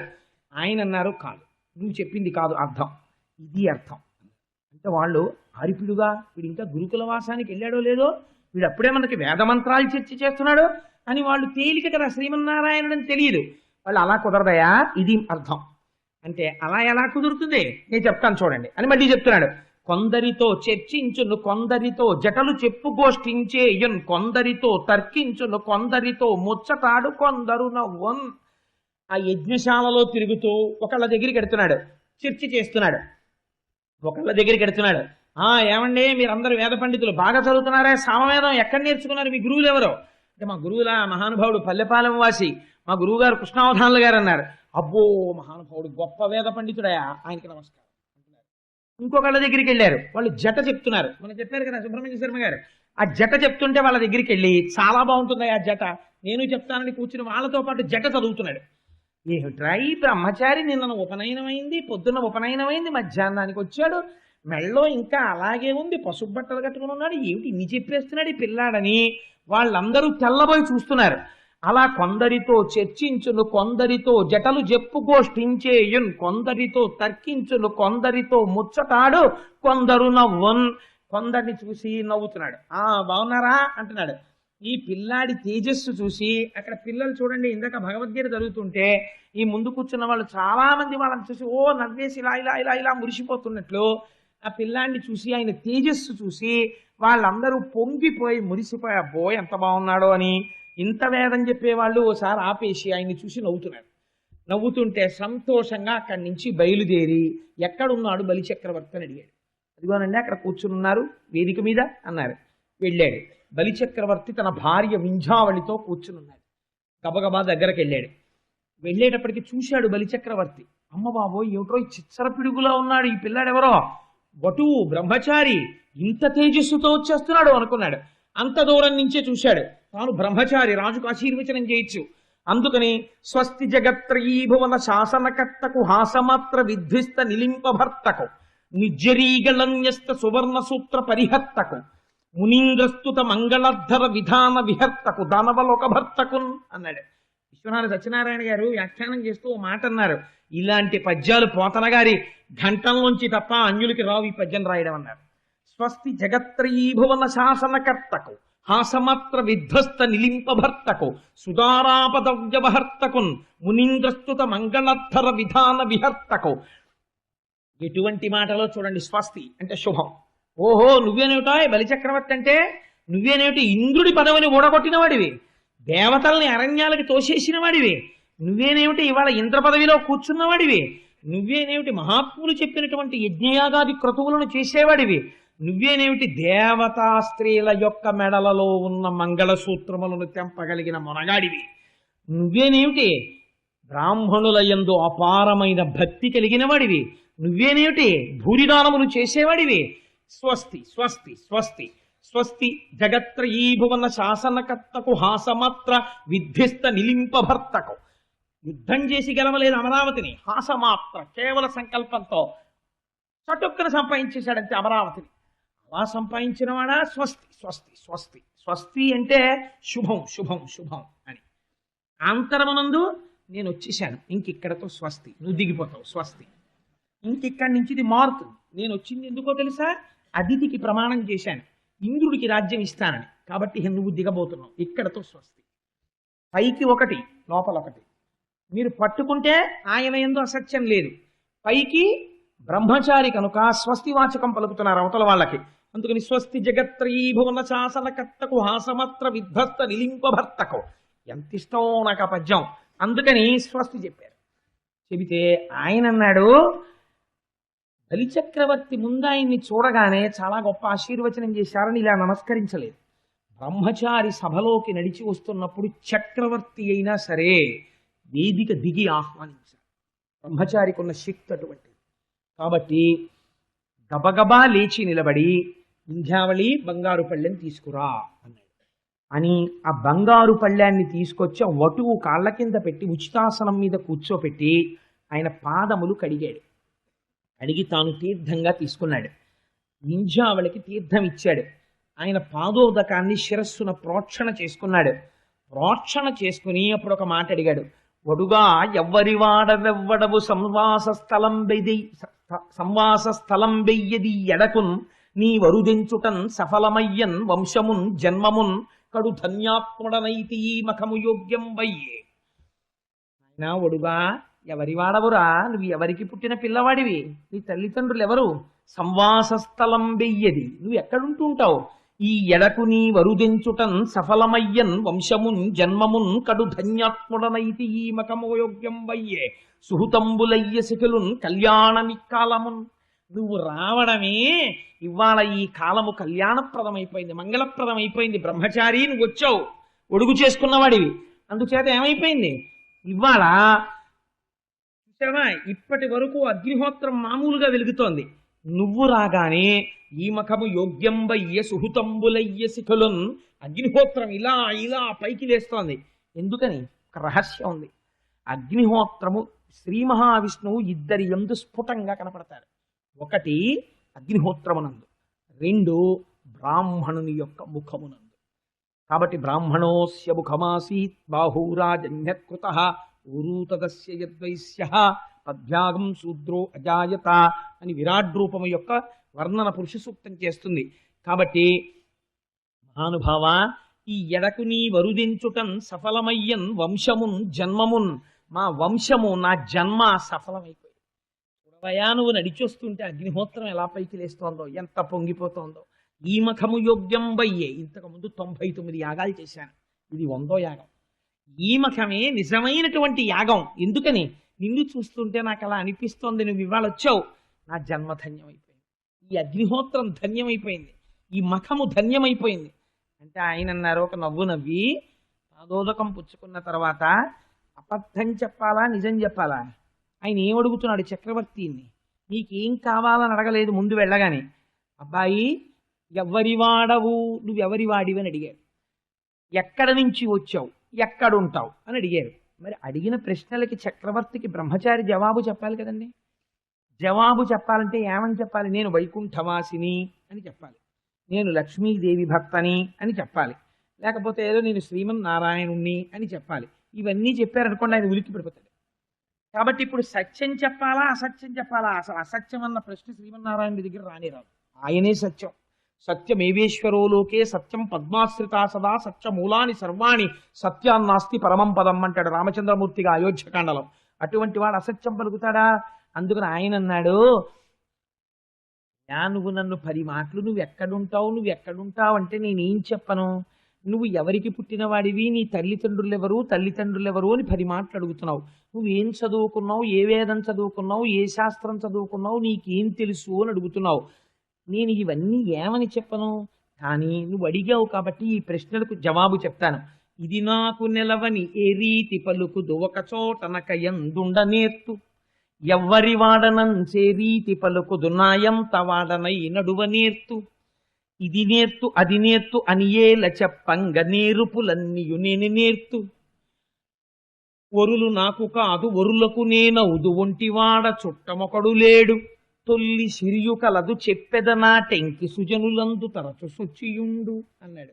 ఎంత అందంగా చెప్పాడో చూడండి. ఇది నాకు నిలవని ఏ రీతి పలుకుదు ఒక చోటనక ఎందుండ నేర్తు. ఎక్కడ ఉంటాను అని ఒక అడ్రస్ చెప్పడం కష్టమయ్యా చక్రవర్తి. ఒక చోట ఉంటాను అని అనలేను, అంతటా తిరుగుతూ ఉంటాను. బ్రహ్మచారి అలా తిరుగుతూ ఉంటాడు నిజంగానే. మరి ఎందుకంటే ఒరే ఆవులు పట్టుకెళ్ళి కాసుకురారా అంటారు గురువుగారు. ఏ పర్టిక్యులర్ అరణ్యంలోకి వెళ్ళనండి అని అడగడు, ఇలా వెళ్ళి కాసుకురా ఇవ్వాలంటారు. ఆ ఆవులను అలా దొరికిపోతాడు ఆయన. అందుకని ఇవాళ ఒరే ఈ వాడకెళ్ళి భిక్ష పట్టరా అంటారు, అలా వెళ్ళిపోతాడు. అందుకని ఇది నాకు నిలవని ఏ రీతి పలుకుదు ఒక చోటనక ఎందుండ నేర్తు. పైకి ఆయన శ్రీమన్నారాయణుడు అంతటా వ్యాపించి ఉంటాడు. ఇక్కడే ఉంటాడు భగవంతుడు, ఇక్కడ లేడని నువ్వు ఎలా చెప్పగలవు? అంతటా ఉంటాడు. అందుకని ఇది నాకు నిలవని ఏ రీతి పలుకుదు ఒక చోటనక ఎందుండ నేర్తు, ఎవ్వడి వాడనంచే రీతి పలుకుదు నాయంత వాడనై నడువ నేర్తు. ఫలానా వాళ్ళ పిల్లాన్ని అని చెప్పాను అనుకోండి, వాళ్ళు చెప్పినట్టు నేను వినాలి. అసలు నేను ఎప్పుడూ ఒకళ్ళు చెప్పినట్టు వినడం నాకు అలవాటు లేదు. నేను చెప్పినట్టే ఇంకోళ్ళు వింటూ ఉంటారు. అలాంటప్పుడు నేను ఎవరికో చెందిన వాడిని చెప్పడం ఎందుకు? అబద్ధం కదా. అందుకని నేను ఎలా తోస్తే, నాకేది తోస్తే అదే నేను చేస్తాను, కానీ ఒకళ్ళు చెప్పింది వినేటటువంటి అలవాటు లేనివాడిని. ఇది నేర్తు అది నేర్తు అని ఎలా చెప్పంగా నేర్పులన్నీయు నేను నేర్తు. ఇది చదువుకున్నాను, ఇది వచ్చు, ఇది చదువుకోలేదు, ఇది రాదు అని చెప్పడం ఎలా కుదురుతుందయా చక్రవర్తి? ప్రపంచంలో ఎన్ని చదువులున్నాయని నువ్వు అనుకుంటున్నావో అవన్నీ నాకు వచ్చేసని నువ్వు అనుకో, నాకు వచ్చు. పైగా ఇది నడువడి అని ఎట్లువ కాణింతు పుని మొక్పోకల పోవ నేర్తు. నేను ఇలాగే ప్రవర్తిస్తాను అని చెప్పడం కూడా కష్టమేనయ్యోయ్, కానీ 3 రకాలుగా మాత్రం ప్రవర్తిస్తుంటాను. సృష్టి స్థితి లయ చేస్తుంటాను ఒక్కడిని 3 రూపాలతో. అందుకని పూని ముప్పోకల పోవ నేర్తు అని ఆయన అన్నాడు. నేను ఒరులు నాకు కారు ఒరులకు నేనవుదు ఒంటివాడ చుట్టమొకడు లేడు. సాధారణంగా ఎవ్వరీ కూడా నాకు సహాయం చేసేవాళ్ళు ఉండరు, నేను మాత్రం అందరికీ సహాయం చేస్తుంటాను. ఒంటివాడ ఉన్నది ఒక్కటే పదార్థం, ఒక్కడనే ఉంటాను, అసలు రెండోది లేనే లేదు. ఒంటివాడ చుట్టమొకడు లేడు, నాకు చుట్టం అన్నవాడు ప్రపంచంలో ఎవడూ లేడు. తొల్లి సిరియు కలదు. ఒకప్పుడు నాకు డబ్బు ఉండేది, ఎందుకని? ఎవరికో పిల్లాడిగా ఉన్నప్పుడు డబ్బులు ఉండేవి, కానీ ఇప్పుడు ఎలా ఉన్నాడు? బ్రహ్మచారిగా ఉన్నాడు. బ్రహ్మచారి నాకు ఇది ఉంది అని చెప్పుకోవడం కుదరదు, మళ్ళీ స్నాతకం వరకు అర్థమే చూసుకోకూడదు బ్రహ్మచారి. మరి అలాంటప్పుడు ఎలా కుదురుతుంది? అందుకని తొల్లి సిరియు కలదు చెప్పెదనాటెంకి సుజనులందు తరచు సొచ్చియుండు. బ్రహ్మచారి ఎక్కడ మంచి మాట వినపడితే అక్కడ వినాలి. అందుకని సుజనులందు మంచి వాళ్ళ దగ్గర నా బుర్ర తిరుగుతూ ఉంటుంది. కాదు కాదు, ఎవరు నన్ను కోరుకుంటుంటారో అలాంటి వాళ్ళ దగ్గర నేను తిరుగుతూ ఉంటాను అని చెప్పాడా అంటే చెప్పాడు, చెప్పలేదా అంటే చెప్పలేదు. అంత అందంగా చెప్పాడు ఆ వటు. చెప్తే ఆయన అన్నాడు, అసలు ఇంత అందమైన మాటలు ఈ పిల్లాడు పుట్టాక నేర్చుకున్నాడా, పుట్టక ముందే నేర్చుకున్నాడా ఈ వామనుడి బొజ్జలో ఎన్ని మాటలు ఉన్నాయో అన్నాడు. పాపం ఆ చక్రవర్తి పొంగిపోయి పిల్లవాడా నిన్ను చూస్తుంటే నాకు ఎంత ఆనందంగా ఉందోరా, నువ్వు వటువువి, బ్రహ్మచారివి, నీకు ఏదో ఒక కానుక ఇవ్వాలి నేను చక్రవర్తిని కాబట్టి కోరుకో. వరచేలములో మాడలో ఫలములో వన్యంబులో గోవులో హరులో రత్నములో రథములో విమృష్టాన్నమో కన్యలో కరులో కాంచనమో నికేతనములో భూములో నీకేం కావాలి? ధరణీఖండమో కాకయేమడిగెదో ధత్రీ సురేంద్రోత్తమ, ఈ భూమి మీద పుట్టినటువంటి అద్భుతమైన బ్రహ్మచారి నీకేం కావాలడుగు. వరచేలములో మాడలో ఫలములో వన్యంబులో గోవులో హరులో రత్నములో రథములో విమృష్ణాన్నమో కన్యలో కరులో కాంచనమో నికేతనములో వన్యంబులో భూములో ధరణీఖండమో నీకేం కావాలి? ధనం ఇమ్మంటావా, గోవులు ఇమ్మంటావా, కన్యలు ఇమ్మంటావా, రథాలు ఇమ్మంటావా, బంగారం ఇమ్మంటావా, వజ్రాలు ఇమ్మంటావా, భూమి ఇమ్మంటావా, రాజ్యంలో భాగం ఇమ్మంటావా, అరణ్యాలు ఇమ్మంటావా, లేకపోతే నీకు కావలసినటువంటి పరికరాలు ఇమ్మంటావా, చీరలు కావాలంటావా, పంచెలు కావాలంటావా, పట్టు వస్త్రాలు కావాలంటావా, ఆభరణాలు కావాలంటావా? నేను బలిచక్రవర్తిని, నేను ఏదైనా ఇవ్వగలిగిన సమర్థుణ్ణి, అడుగు నీకు ఇచ్చేస్తాను. ఆయన అన్నాడు నవ్వు నవ్వి, ఎంత గొప్ప మాట అన్నావోయ్ బలిచక్రవర్తి, నాకేది కావాలంటే అది నువ్వు ఇస్తావా? ఎవరండి ఆయన? ఇవ్వగలిగిన శక్తిని ఇవ్వగలిగిన వాడు ఆయన, లక్ష్మీపతి. ఆయనకి ఈయన ఇస్తానంటున్నాడు. ఆయన అన్నాడు, వ్యాప్తిం పొందకవగవక ప్రాప్తంబగు లేశమైన 10,000 నుచున్ తృప్తించందని మనుజుడు సప్తద్వీపములనైన చక్కంబడునే. చక్రవర్తి, దొరికిన దానితో తృప్తి పడినవాడు పొందినటువంటి ఆనందం దొరకని దాని కోసం పరిగెత్తేవాడు, అత్యాశతో పరిగెత్తేవాడికి ఉండదయా. అందుకని నేను అల్పమునకు సంతోషించేవాడిని. నిజమే కదండి. ఆయన్ని ఆనందంగా ప్రేమించి ఒక్క తులసి దళం ఆయన పాదం మీద వేస్తే చాలు. ఏకేన తులసి మాత్రదలేనాపి నరోత్తమ పూజయేద్ భక్తిభావేనా తంరక్షామితి మత్పణ అంటాడు వరాహపురాణంలో. ఒక్క తులసి దళం నా పాదాల మీద ఎవరేస్తున్నారో వాళ్ళ వెంట నేను పరిగెడుతున్నాను అంటాడు. కాబట్టి నాకు నువ్వివ్వగలిగినదేమిటి? నేను తృప్తి పొందేవాణ్ణి. అయినా కూడా నువ్వు అడిగావు కదా, ఏదో ఒకటి పుచ్చుకో అంటున్నావు కదా. ఒంటివాడ నాకు 1-2 అడుగుల మెరయిమ్ము నేను మెరయొల్ల. నువ్వు నాకు ఇవ్వవలసినటువంటిది అంటూ ప్రపంచంలో ఉంటే ఒక్కటే, ఏమిటో తెలుసా? ఒంటివాడ నాకు 1-2 అడుగుల మెరయిమ్ము నేను మెరయొల్ల. నువ్వు నాకు 1-2 అడుగులి. ఎంత గమ్మత్తుగా అడిగాడో చూడండి. చాలా మంది దీన్ని కూడేసి 3 అడుగులు ఇమ్మన్నాడు బలిచక్రవర్తి అని అడుగుతారు. అలా అడగలేదు ఆయన. అడిగేటప్పుడు వామనావతారంలో బలిచక్రవర్తి అని అడిగింది చాలా గమ్మత్తుగా అడిగాడు. రామాయణంలో కైక నవపంచక వర్షాణి అని 9-5 చెయ్యాలి రాముడు అరణ్యవాసం అని అడిగినట్టు ఇక్కడ ఒంటివాడ నాకు 1-2 అడుగుల మెరయిమ్ము నేను మెరయొల్ల. నువ్వు కానీ నాకు ఇచ్చేసావా 3 అడుగులు, దాంతో ఏం చేస్తానో తెలుసా? 1-2 అడుగులు ఇస్తే దాంతో బ్రహ్మ కూకటి ముక్తెద ధనకుతుక సాంద్ర ధనవేంద్ర. నాకు ఈ 3 అడుగులు, 1 అడుగు 2 అడుగులు ఈ చూపిస్తాను. 2 అడుగులతో 1 అడుగుతో ఊర్ధ్వలోకాలు కొలుస్తాను, 1 అడుగుతో అధోలోకాలు కొలుస్తాను. ఊర్ధ్వ అధోలోకములను కొలిచేసి 3వ అడుగు పెట్టడానికి నిన్ను మళ్ళీ చోటు అడుగుతాను. అందుకని 1-2 అడుగుల మెరయిమ్ము నేను మెరయు. నువ్వు కానీ నాకు 1-2 అడుగులు ఇచ్చాను అను, నేను బ్రహ్మానందాన్ని పొందేస్తాను. ఈ బ్రహ్మాండం అంతా నిండిపోతాను. అబద్ధం ఆయన చెప్పట్లేదు, ఆయన ఉన్న మాట చెప్తున్నారు. చెప్తుంటే ఈయనన్నాడు, ఏమిటో పిల్లవాడివి, నీకు అడగడం కూడా చేత కాదురా అయ్యా. వటువి, అసలే వామనుడివి. పోని పొడుగ్గా ఉంటే వేరు, పెద్ద పెద్ద కాళ్ళతో ఏదో 3 అడుగులు కొలుచుకుంటావు అనుకోవచ్చు. భూమికి జానెడు ఉన్నావు ఇంత వటువి. నీకు చూస్తే ఓ పెద్ద గొడుగు. నువ్వు 3 అడుగులు కొలుచుకోమంటే ఏమిటి కొలుస్తావు? 3 అడుగులు ఎంత వస్తుంది? నేనా బ్రహ్మాండములన్నింటినీ జయించిన వాడిని, 3 అడుగులా నీకు ఇవ్వడం నిన్ను చూస్తే ముచ్చటేసేస్తోందిరా. ఇంకేమన్నా అడగరా? చేలములో మాడలో ఫలములో వన్యంబులో గోవులో నేను ఇస్తానన్నాడు. ఆయన అన్నారు, అలా అడగకూడదయా బ్రహ్మచారి. గొడుగో జన్నిదమో కమండలయో ముంజియో నాకున్ దండమో నేను బ్రహ్మచారిని. వడుగున్ నేనెక్కడ కరుల్ కాంచనంబులెక్కడ. ఎంత గొప్పగా అంటారంటే ఆయన ఆశ్రమ ధర్మాన్ని పాటించాడు. గొడుగో జన్నిదమో కమండలయో నాకు ముంజియో దండమో వడుగేనెక్కడ కరుల్ కామాక్షుల శ్వంబులెక్కడ నిత్యోచిత కర్మమెక్కడ మదాకాంక్షితంబైన మూడడుగుల్ మేరయ త్రోవకిచ్చుటది బ్రహ్మాండంబు నా పాలికి. ఇవన్నీ ఇస్తానంటావేమిటయా బలిచక్రవర్తి? అలా అడగకూడదు.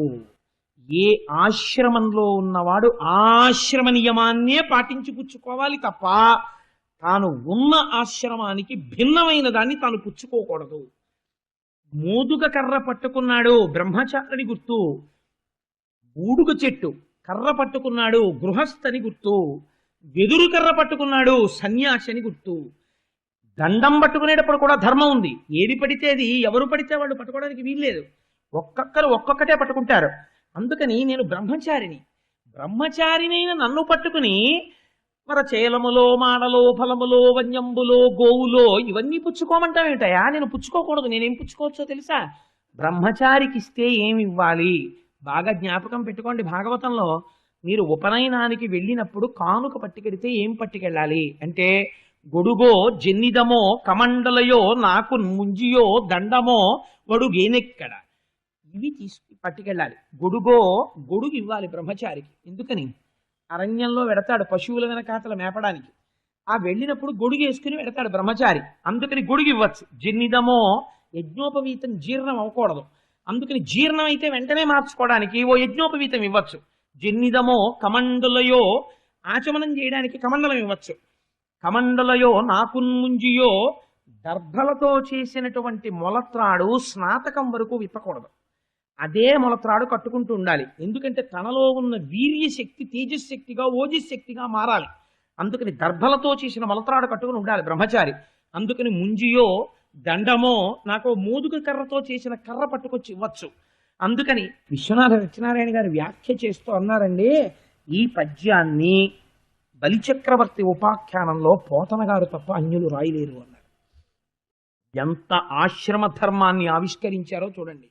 గొడుగో జన్నిదమో కమండలయో నాకు ముంజియో దండమో వడుగేనెక్కడ కరుల్ వామాక్షుల శ్వంబులెక్కడ. నేను బ్రహ్మచారినే, నువ్వు నాకేమో అందమైన ఆడపిల్లలు ఇస్తావా, ఏనుగులు ఇస్తావా, ఆవులు ఇస్తావా, నగలు ఇస్తావా? ఎందుకయ్యా నాకు ఇవన్నీ? బ్రహ్మచారికి నాకు ఇవన్నీ అక్కర్లేదు. నాకేం కావాలో తెలుసా? ఇవి ఇవ్వచ్చు నువ్వు. లేదా నా అంత నేను కోరుకున్నది నేను జపం చేసుకోవడానికి, నేను అగ్నికార్యం చేసుకోవడానికి ఇక్కడ ఓ 3 అడుగులు నేలిస్తే చాలు తప్ప ఇదేమిటయా నాకు అవన్నీ ఇస్తానంటావు? నువ్వు అలా అననుకూడదు, నేను పుచ్చుకోనుకూడదు. అందుకని అలా ఇవ్వగలవా? నేను అడిగింది చాలు. నువ్వు నాకు కానీ ఇచ్చావా? ఇవి కరుల్ వామాక్షుల శ్వంబులెక్కడ నిత్యోచిత కర్మమెక్కడ.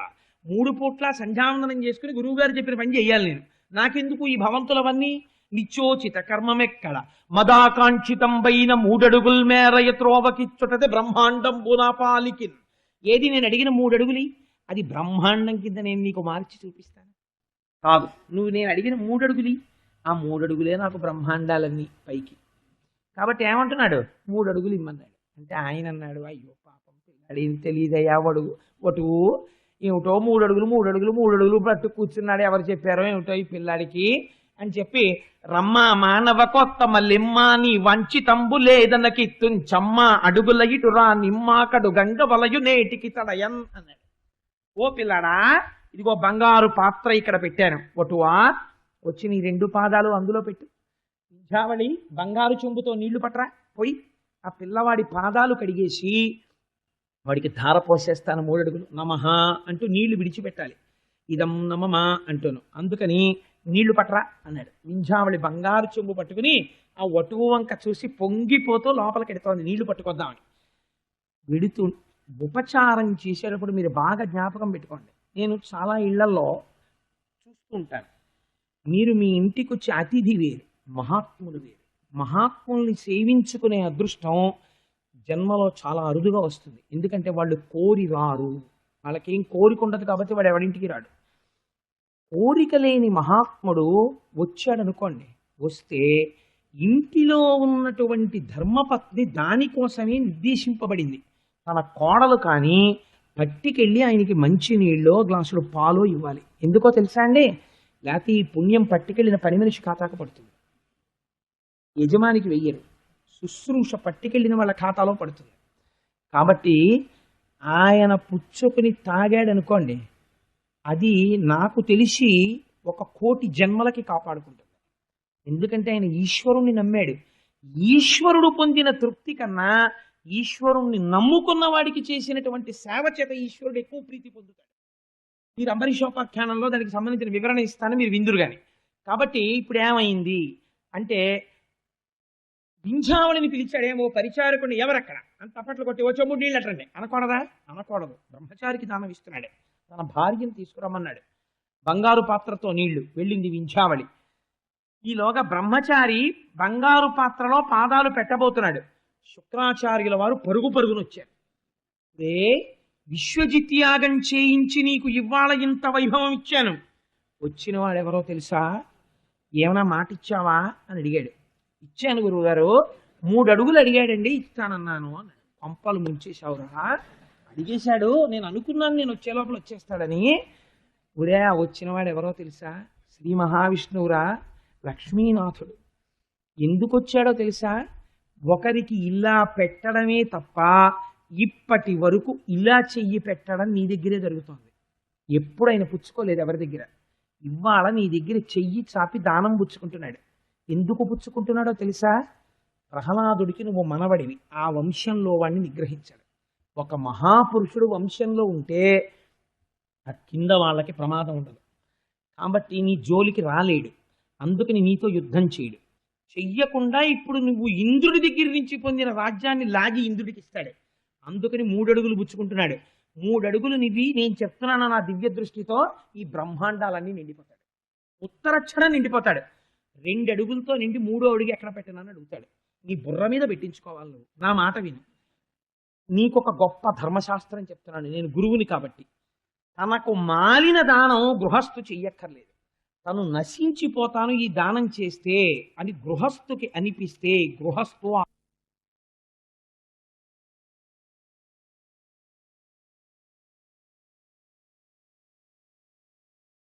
మాట ఇచ్చినా తప్పవచ్చు.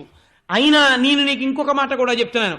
వారిజక్షులందు వైవాహికములందు ప్రాణవిత్తమా నభంగమందు జకిత గోకుల గ్రజన్మరక్షణమందు బొంకవచ్చు అఘము పొందడధిప. శుక్రాచార్యుల వారి నీతి రాక్షస నీతి చెప్పాడు ఆయన. ఆయన ఏం చెప్పాడంటే, వారిజక్షులందు వైవాహికములందు. శుక్రాచార్యుల వారు చెప్పారు కదండి, మేము చేస్తున్నాం అనకండి, అది ప్రాణభయంతో ఉన్నప్పుడు రాక్షస నీతిగా చెప్పాడు ఆయన. వారిజక్షులందు ఆడవాళ్ళ విషయంలో అబద్ధాలు చెప్పచ్చు. నేను మళ్ళీ చెప్తున్నాను, ఇది మనందరి కోసం కాదు. వైవాహికములందు వివాహంలో అబద్ధం చెప్పచ్చు. వారిజక్షులందు వైవాహికములందు ప్రాణ విత్త మానభంగమందు, ప్రాణం పోయేటప్పుడు, డబ్బులు పోయేటప్పుడు, మానం పోయేటప్పుడు అబద్ధం చెప్పచ్చు. జకిత గోకుల అగ్రజన్మరక్షణమందు, గోవుల విషయంలో బ్రాహ్మణుల్ని రక్షించడం విషయంలో అబద్ధం చెప్పచ్చు. జకిత గోకుల అగ్రజన్మరక్షణమందు బొంకవచ్చు నఘము పొందడధిప, అబద్ధం చెప్పచ్చు, దానివల్ల పాపం రాదు. అందుకని ఇస్తాను అన్నానంటున్నావు కదా, మళ్ళీ ఓ మాట చెప్పు, నేను ఇవ్వను 3 అడుగులు అను. 3 అడుగులేంటి, 1 అడుగు కూడా ఇవ్వకు, ప్రమాదం. నేను ఇవ్వను అని చెప్పి లేచి లోపలికి వెళ్ళిపో, నేను చెప్తున్నాను. లేదా దరిద్రుడు అయిపోతావు. ఉత్తర క్షణంలో ఇలా చాపిన వాడు ఐశ్వర్యవంతుడవుతాడు, నువ్వు ఇలా పెట్టిన వాడివి దరిద్రుడి వైపోయి నిలబడిపోతావు. ఆయన అలా చేసేయగలడు, 1 క్షణంలో మార్చేస్తాడు, రాజుని తరాజుని చేస్తాడు. నమ్మకు, వెళ్ళిపో అన్నాడు. అంటే ఈయనన్నాడు, ఆయన వంక చూసి, ఎంత మాట అన్నారండి, లక్ష్మీనాథుడైన వాడొచ్చి నా దగ్గర చెయ్యి చాపాడని మీరే చెప్తున్నారు.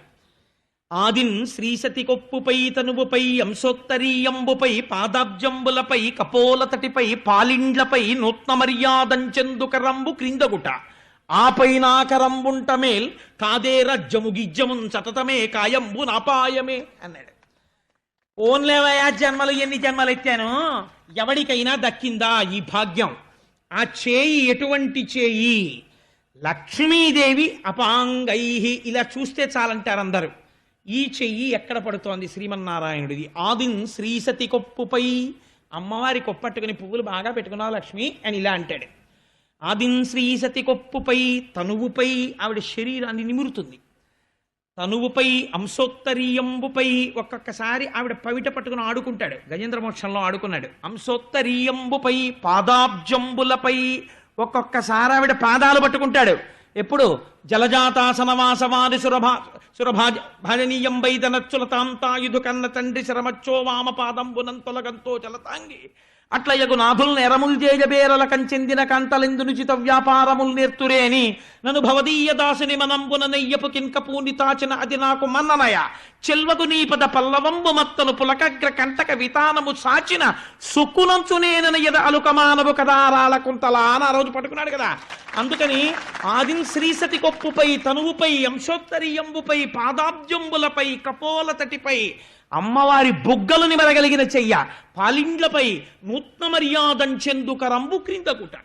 ఇది నూత్న మర్యాద చెందుతోంది, వెయ్యడం కాదు స్వాతంత్రంతో. నూత్న మర్యాద అంటే ఏమిటో తెలుసా అండి? వేసిన చెయ్యే మళ్ళీ వేస్తుంటే ఈ భాగ్యం నాకు తప్పెవరకుందనుకుంటూ ఉంటుంది ఆవిడ. ఇదిట నూత్న మర్యాద అంటే. అంతేకాని ఆయన భుజం మీద ఆయన చెయ్యేస్తే ఈవిడి తిరిగి చెయ్యదు.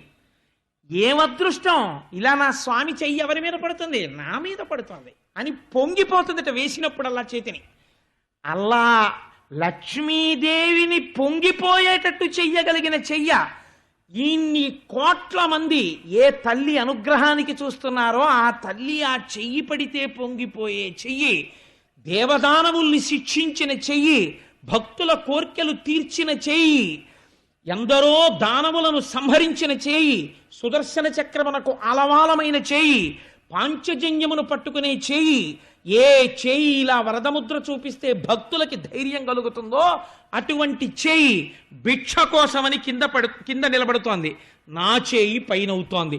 చాలదా ఈ అదృష్టం? మళ్ళీ పుడతానా? ఉండిపోతుందా రాజ్యం? ఉండిపోతుందా దేహం? ఎవడికి కావాలి? పోతే పోని కాయంబు నాపాయమున్, ఈ రాజ్యము కాదు, నేను కాదు, శరీరం కాదు, ఏది పోయినా పర్వాలేదు. కారే రాజులు రాజ్యముల్ గెలువరే గర్వోన్నతిం పొందరే వారేరీ సిరి మూట కట్టుకుని పోవంజాలిరే భూమిపై పేరైనం కలదే శిబి ప్రముఖులున్ ప్రీతిన్ యశక్కాముల ఈరే కోర్కెలు వరలంతలపరే ఈ కలమున్ భార్గవ. ఎంతమంది రాజులు వచ్చారయా ప్రపంచంలోకి? వచ్చిన వాళ్ళందరూ నేనే భూమికి పతిని, నేను పరిపాలించానన్నారు. ఏరి వారేరి సిరి మూట కట్టుకుని పోవంజాలిరే. ఒక్కడు నాది నాదని ఇంత సంపాదించానన్నాడు. నయా పైసా పట్టికెళ్ళిన వాడు భూమి మీద లేడు. అందుకే అలెగ్జాండర్ ది గ్రేట్ వెళ్ళిపోయేటప్పుడు ఒక మాట చెప్పాడు. ఒరే, కాఫిన్ అంటారు వాళ్ళు, శవపేటికలో పెట్టి భూస్థాపితం చేస్తారు. నా శవపేటికకి 2 కన్నాలు పెట్టి 2 చేతులు బయట పెట్టండి. బయట పెట్టి ప్రపంచ విజేత అలెగ్జాండర్ భూస్థాపితం చేసిన తరువాత ఒక శిలాఫలకాన్ని పెట్టి ఒక మాట రాయండి. Alexander the great came in to this world with empty hands, became the world conqueror for some time and left this world with empty hands అని రాయండి. ఖాళీ చేతులతో అలెగ్జాండర్ ఈ ప్రపంచంలోకి వచ్చి కొంతకాలము విశ్వమును పరిపాలించిన వాడని తైతక్కలాడి ఖాళీ చేతులతో వెళ్ళిపోయినాడు అని రాయండి. చూసిన వాళ్ళకు బుద్ధి వస్తుందిరా, నా జీవితం పాడైంది. కాబట్టి ఇది పోతన గారు చెప్పారు. ఎప్పుడు చెప్పారో చూడండి.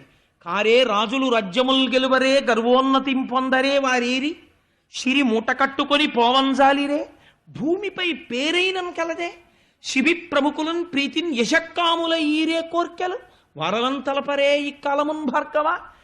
కీర్తిని ఆశించి ఆనాడు శిబి మొదలైనటువంటి మహాపురుషులు అద్భుతమైనటువంటి దానాలు చేశారు. వాళ్ళు నిలబడిపోయారయా యశోశరీరులై. తప్ప ఇవన్నీ మూట కట్టుకుని నేను దాచుకుంటే ఈ రాజ్యం ఉండిపోతుందా? ఈ శరీరం ఉండిపోతుందా? ఇంకొకటి ఉండిపోతుందా? బ్రతుకు వచ్చుగాక బహువిధంబులనైన వచ్చుగాక లేమి వచ్చుగాక జీవధనములైన చెడుగాక పడుగాక మాట మీరలేడు మానధనుడు. బ్రతుకు వచ్చుగాక బహువిధంబులనైన, ఒకవేళ నాకు రాజ్యం తీసేస్తాడు, నేను దరిద్రుణ్ణి అయిపోతానంటున్నావు కదా, నా స్వామి చేతికి నా రాజ్యమంతా ఇచ్చిన వాడిని నేను అనిపించుకుని నేను భిక్షువునై తిరుగుతాను, నాకు బెంగలేదు. బ్రతకవచ్చు కాక బహువిధంబులనైన వచ్చుగాక లేమి వచ్చుగాక, నాకు దరిద్రం రావచ్చు, జీవధనములైన చెడుగాక పడుగాక, నా జీవితం పోవచ్చు, నా ధనం పోవచ్చు, మాట మీరలేడు మానధనుడు. మాట పోయిన తర్వాత ఆ మనిషి బ్రతికినా ఒకటే, వెళ్ళిపోయినా ఒకటే. భూదేవి జనసంఖ్యని చూసి భయపడదు. మాట తప్పే వాళ్ళ బరువు నేను మొయ్యలేనని ప్రార్థన చేస్తుందయా, నేను అటువంటి జాబితాలో చేరను, నేను దానం చేసేస్తానన్నాడు. శుక్రాచార్యుడు అన్నాడు, అమృతం తాగిన వాళ్ళని ఓడిపోయేటట్టుగా చేశాను నా తపశ్శక్తితో. ఇవాళ నువ్వు మళ్ళీ గురువు మాట కాదన్నావు, కాబట్టి ఇప్పుడు నీకు శపిస్తున్నాను. ఉత్తర క్షణము నువ్వు రాజ్యభ్రష్టుడవగుదువుగాక అని శపించాడు. ఇదే బృహస్పతి చెప్పాడు. మళ్ళీ గురువు యొక్క అనుగ్రహం పోవాలి బలిచక్రవర్తికి, పోతే ఆనాడు రాజ్యం పోతుందయ్యా అన్నాడు. వెంటనే స్వామిని అందులో పాదములు పెట్టమన్నాడు. పెట్టమంటే పోతన గారు అంటారు, ఏమి దర్శనం చేశారండి. బలిదైచ్చేంద్రకరద్వయీకృత జల ప్రక్షాళన వ్యాప్తికి జలజాతక్షుడు సాచ యోగి సుమన సంప్రద్ధిత శ్రీదమున్ కలితానమ్ర రమా లలాట పదవీ కస్తూరికాషాదమున్ నళినామోదము రత్ననూపురము నానావేదమున్ పాదమున్.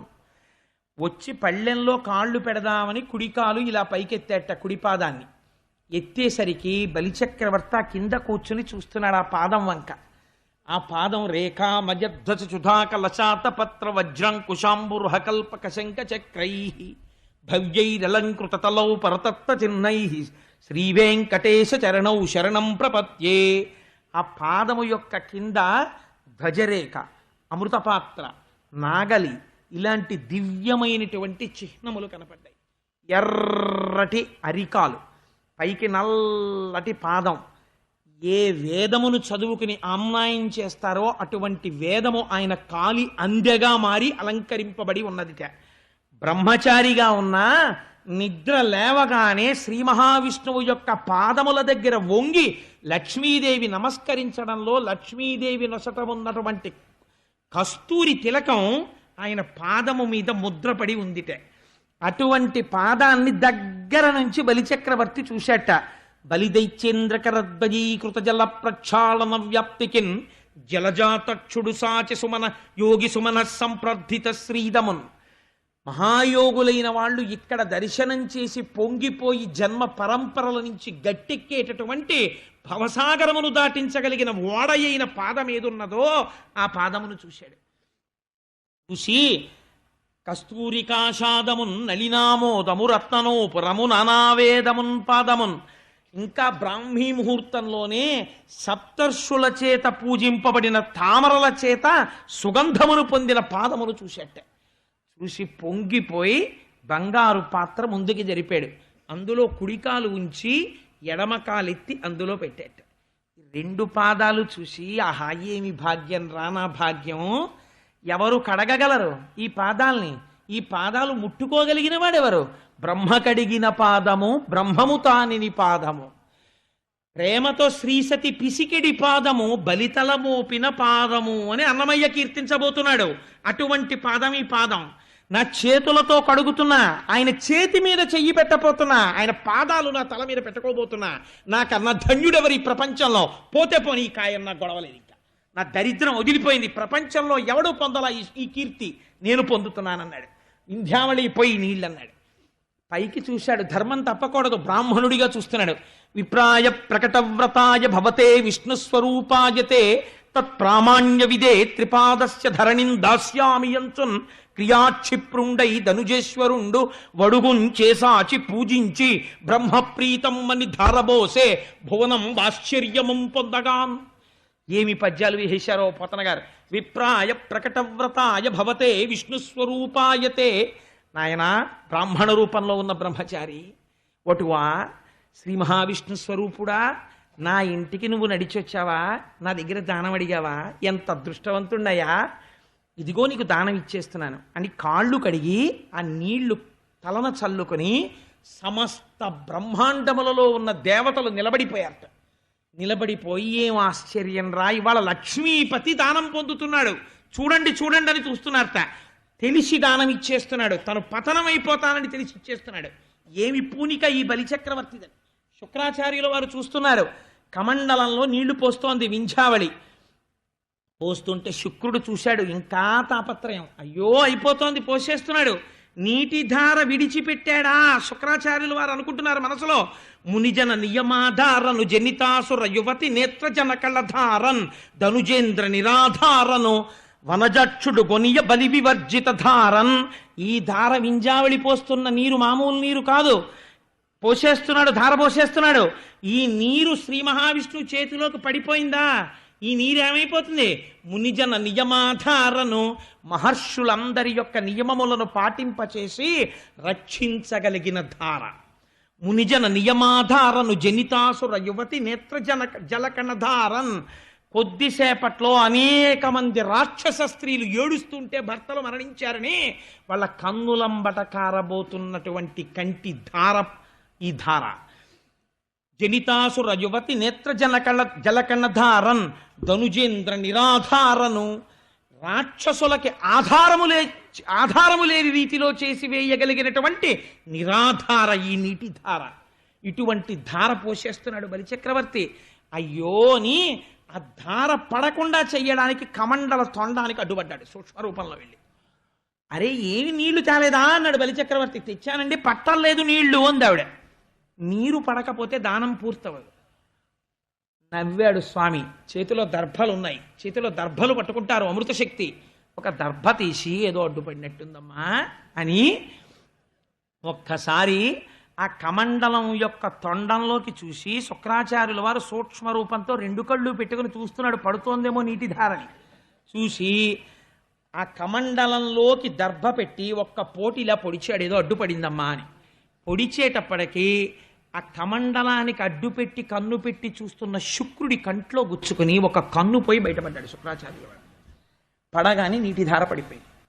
పడిపోగానే వెంటనే విప్రాయ ప్రకటవ్రతాయ భవతే విష్ణుస్వరూపాయతే తత్ప్రామాణ్య విధే త్రిపాదస్య ధరణిం దాస్యామయంచున్ క్రియాక్షిప్రుండై ధనుజేశ్వరుండు వడుగున్ సేజాచి పూజించి బ్రహ్మప్రీతం అని ధారబోసే భువనం ఆశ్చర్యమం పొందగా.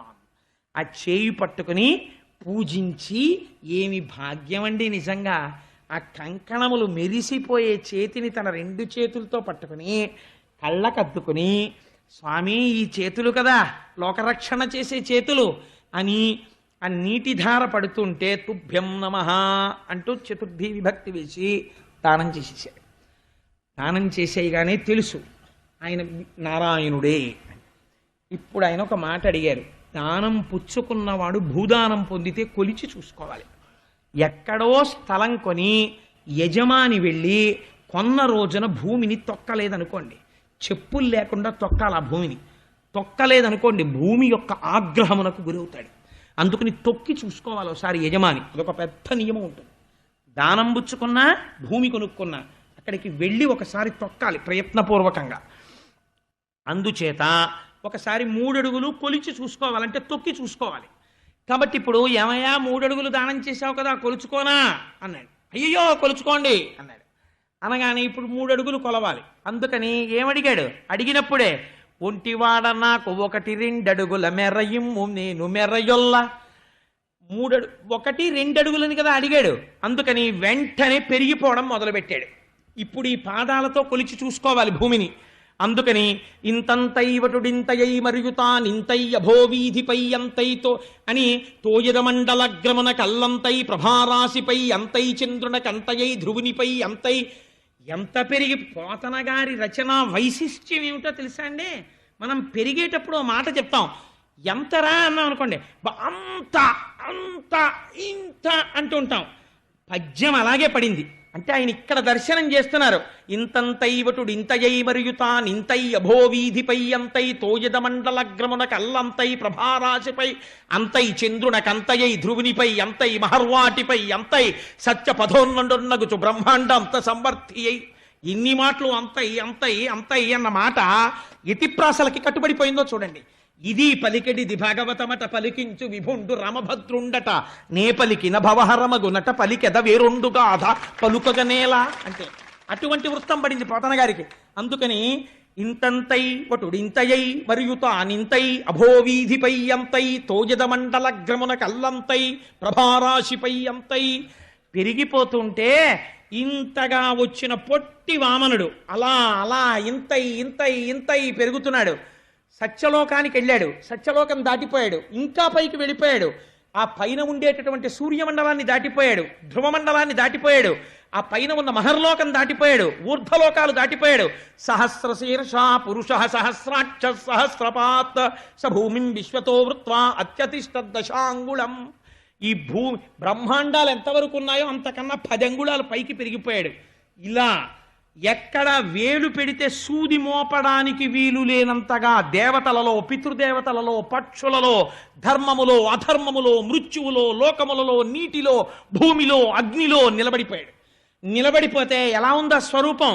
పట్టు పీతాంబరం కట్టుకుని, కౌమోదికి గద పట్టుకుని, శార్ంగం అనేటటువంటి ఆ ధనస్సు చేతిలో పట్టుకుని, ఒక చేతిలో కమలం పట్టుకుని, ఒక చేతిలో సుదర్శన చక్రం పట్టుకుని, ఆయన తొడలలో పక్షులు కనపడుతున్నాయి. సమస్త పక్షులు ఇందులో కనపడుతుండగా, నాభియందు సముద్రం కనపడుతుండగా, హృదయమునందు ధర్మము కనపడుతుండగా, వీపునందు అధర్మము కనపడుతుండగా, ముఖమునందు బ్రాహ్మణలోకము కనపడుతుండగా, మొత్తం ఈ లోకములలో ఉన్నటువంటి సమస్తమునందు తాను నిండి నిబిడీకృతమైపోయాడు. అలా దాటి వెళ్ళిపోతుంటే ఆ పాదం, ఒక పాదం పెట్టి కొలిచేస్తున్నాడు. ఇలాగా కొలిచి వ్యాపకత్వంతో ఆక్రమిస్తున్నాడు. పెద్ద హడావిడి పుట్టింది లోకాలన్నింటిలో. విష్ణుపాదం వస్తోంది పైకి కొలవడానికని. వచ్చేస్తుంటే చతుర్ముఖ బ్రహ్మగారు తపస్సమాధిలో ఉన్నాడు. ఏమిట్రా ఈ అల్లరి అని గభాల పైకి వచ్చాడు. ఏమైందిరా అన్నాడు. అంటే ఏమల్లరంటావేమిటి మహాశయ, చూడు వచ్చేస్తోంది ఆ పాదం, అదిగో పైకి. ఎర్రటి అరికాలుతో కాలి అందియ కిందకి జారి ఆ పంచె కొంచెం కిందకి వెళ్ళి అదిగో ఆ పాదం కొలవడానికి పైకి వస్తోంది అన్నారు. ఆయన గభాలన కమండలం పట్టుకుని చూసి, తన పుట్టిల్లిద పొమ్మడంతు నజుడుం తన్నాభి పంకేరుహంబు నిరీక్షించి నటించి, తత్పాద శేచనముంచేస కమండలూతకములం చల్లించి, తత్తోయముల్ వినువీధిన్ ప్రవహించ దేవనదిగా విశ్వాత్ము కీర్తి ప్రభం. అమ్మ, నన్ను కన్న తండ్రి, ఆయన నాభికమలంలోంచి పుట్టాను రా, మా నాన్నగారు వస్తున్నారు ఇవాళ, అబ్బో ఆయన పాదం వస్తోందని పొంగిపోయి, నా తండ్రి వస్తే నేను కాళ్ళు కడగద్దు అని చతుర్ముఖ బ్రహ్మగారు కమండలంలో నీళ్లు పోసుకుని ఆ పాదాన్ని గబగబ గబగబ కడిగేసి శిరస్సును ప్రోక్షణ చేసుకుని ఆచమించారట. ఆ పాదములు కడిగిన నీళ్లు దేవనదిగా ప్రవహించాయి ఆకాశంలో. అలా ఇంకా పెరిగి వెళ్ళిపోయింది. పోతన గారు అన్నారు, అలా పైకి వెళ్ళి లోకములంతటా కొలిచిన పాదము కింద ఉన్న పాదము. ఈ కింది లోకాలన్నిటినీ ఒక పాదం కొలిచింది, పై లోకాలన్నిటినీ ఒక పాదం కొలిచింది. నవ్వుతూ తాను నిలబడిపోయి ఉన్నాడు.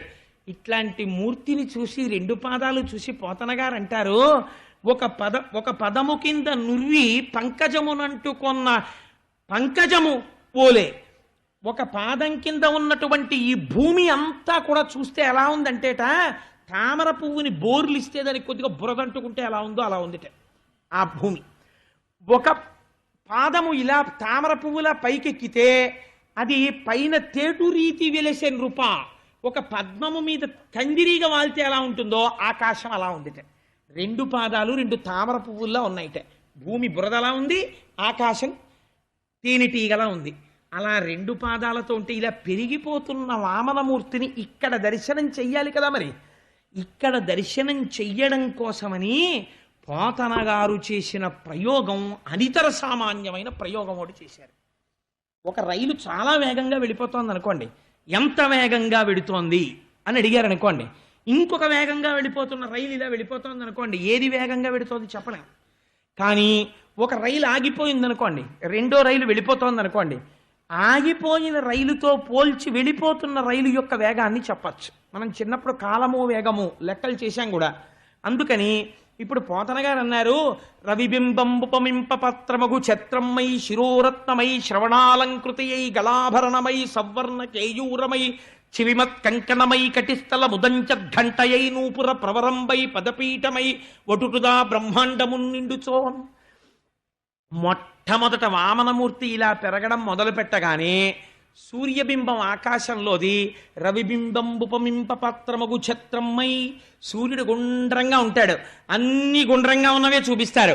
మొట్టమొదట ఆయన తల మీద గొడుగులో ఉందిట. ఆ తర్వాత ఆయన తలది దాటి వెళ్ళిపోయింది. వెళ్ళిపోతే రవిబింబంబుపమింప పత్రమగు ఛత్రమై శిరోరత్నమై తల దగ్గరికి వచ్చిందిట. తల మీద పెట్టుకున్న రత్నంలా మెరిసిందిట. గళాభరణమై ఇంకొంచెం పైకి వెళ్ళిందిట. కంఠంలో పెట్టుకున్నటువంటి ఆభరణం అయిపోయిందిట. చెవులకు పెట్టుకున్నటువంటి మకర కుండలంలా ఉందిట. ఇంకా కొంచెం స్వామి సూర్యుడిని దాటి పైకి వెళ్ళిపోయారట. వెళ్ళిపోయేటప్పటికీ ఉదంచద్ఘంటయై నడుముకు పెట్టుకున్నటువంటి వడ్డాణానికి ఉన్న చిన్న గంటలా గుండ్రంగా అయిపోయిందిట. ఇంకా దాటారట. ఆయన పాదములకు పెట్టుకున్న అందెలా అయిపోయిందిట. ఇంకా దాటారట. ఆయన పాదాలు కింద వేసుకున్న గుండ్రపీటలా అయిపోయింది.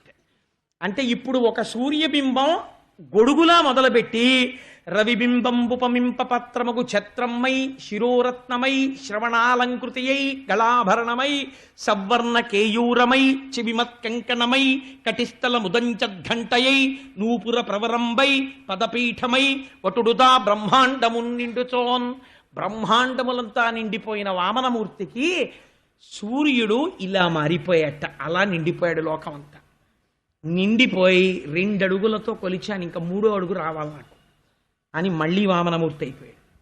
అయిపోతే అక్కడే కింద కూర్చుని వింధ్యావళి బలిచక్రవర్తి చూస్తున్నారు, ఏమి పెరుగుతున్నాడు రామహానుభావుడే. వటు అయిపోయి వచ్చి, ఏమయ్యా 1-2 అడుగుల మెరయిమ్ము సొమ్ము మెరలొల్ల కోర్కె తీర బ్రహ్మ కూకటి ముట్టెద దానకుతుక సాంద్ర దానవేంద్ర అని అడిగాను. 3 అడుగులు ఇస్తానని ప్రమాణం చేశావు, 1-2 అడుగుల 2 అడుగులు కొలుచుకున్నా, ఇంకో అడుగు ఏదని అడిగాడు. ఆయన అన్నాడు, బలిచక్రవర్తి సూనృతంబుకా నినుడువదు నా జింహ బొంకజాల నాకు బొంకు లేదు, నీ తృతీయ పదము నిజమునా శిరమున నెలవు చేసి పెట్టు నిర్మలాత్మ. ఎంత గొప్ప మాట అండి నిజంగా బలిచక్రవర్తిది. ఆయన అన్నాడు, సూనృతంబుకా నినుడువదు నా జింహ, నా నోరు ఎప్పుడూ అబద్ధం చెప్పదు. బొంకజాల నాకు బొంకు లేదు, నేను అబద్ధం చెప్పలేదు. నీ తృతీయ పదము నిజము నాశిరమున నెలవు చేసి పెట్టు నిర్మలాత్మ, నీ 3వ అడుగు నా తల మీద పెట్టు అంటే స్వామి వెంటనే 3వ అడుగు తల మీద పెట్టమని బలిచక్రవర్తి లేచాడు. గరుడుడికి ఆజ్ఞ ఇచ్చాడు, వరుణ పాశాలతో కట్టేసేయమని. వరుణ పాశాలతో కట్టేశాడు. కట్టేస్తే అలా నిలబడిపోయాడు. వెంటనే రాక్షసులు గమనించారు. శ్రీమన్నారాయణుడు వటువు రూపంలో వచ్చి మన రాజ్యాన్ని కొల్లగొట్టాడు. కాబట్టి వెంటనే కత్తులు ఆయుధాలు పట్టుకురండి, శ్రీ మహావిష్ణువుని నిర్జిద్దాం అన్నాడు. బలిచక్రవర్తి అన్నాడు, వేళ కాని వేళ క్రోధం తెచ్చుకోకూడదు. ఎవడు నాకు ఈ సిరి ఇచ్చాడో వాడే ఆ సిరిని తీసేసుకున్నాడు.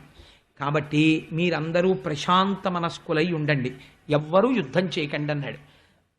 వాళ్ళని ఏమైనా చేస్తాడేమోనని భయపడి ఈ రాక్షసులందరూ రసాతలానికి పారిపోయారు, పాతాళలోకానికి. వింధ్యావళి వెళ్ళి శ్రీమన్నారాయణుడి పాదముల మీద పడి ఏడ్చింది.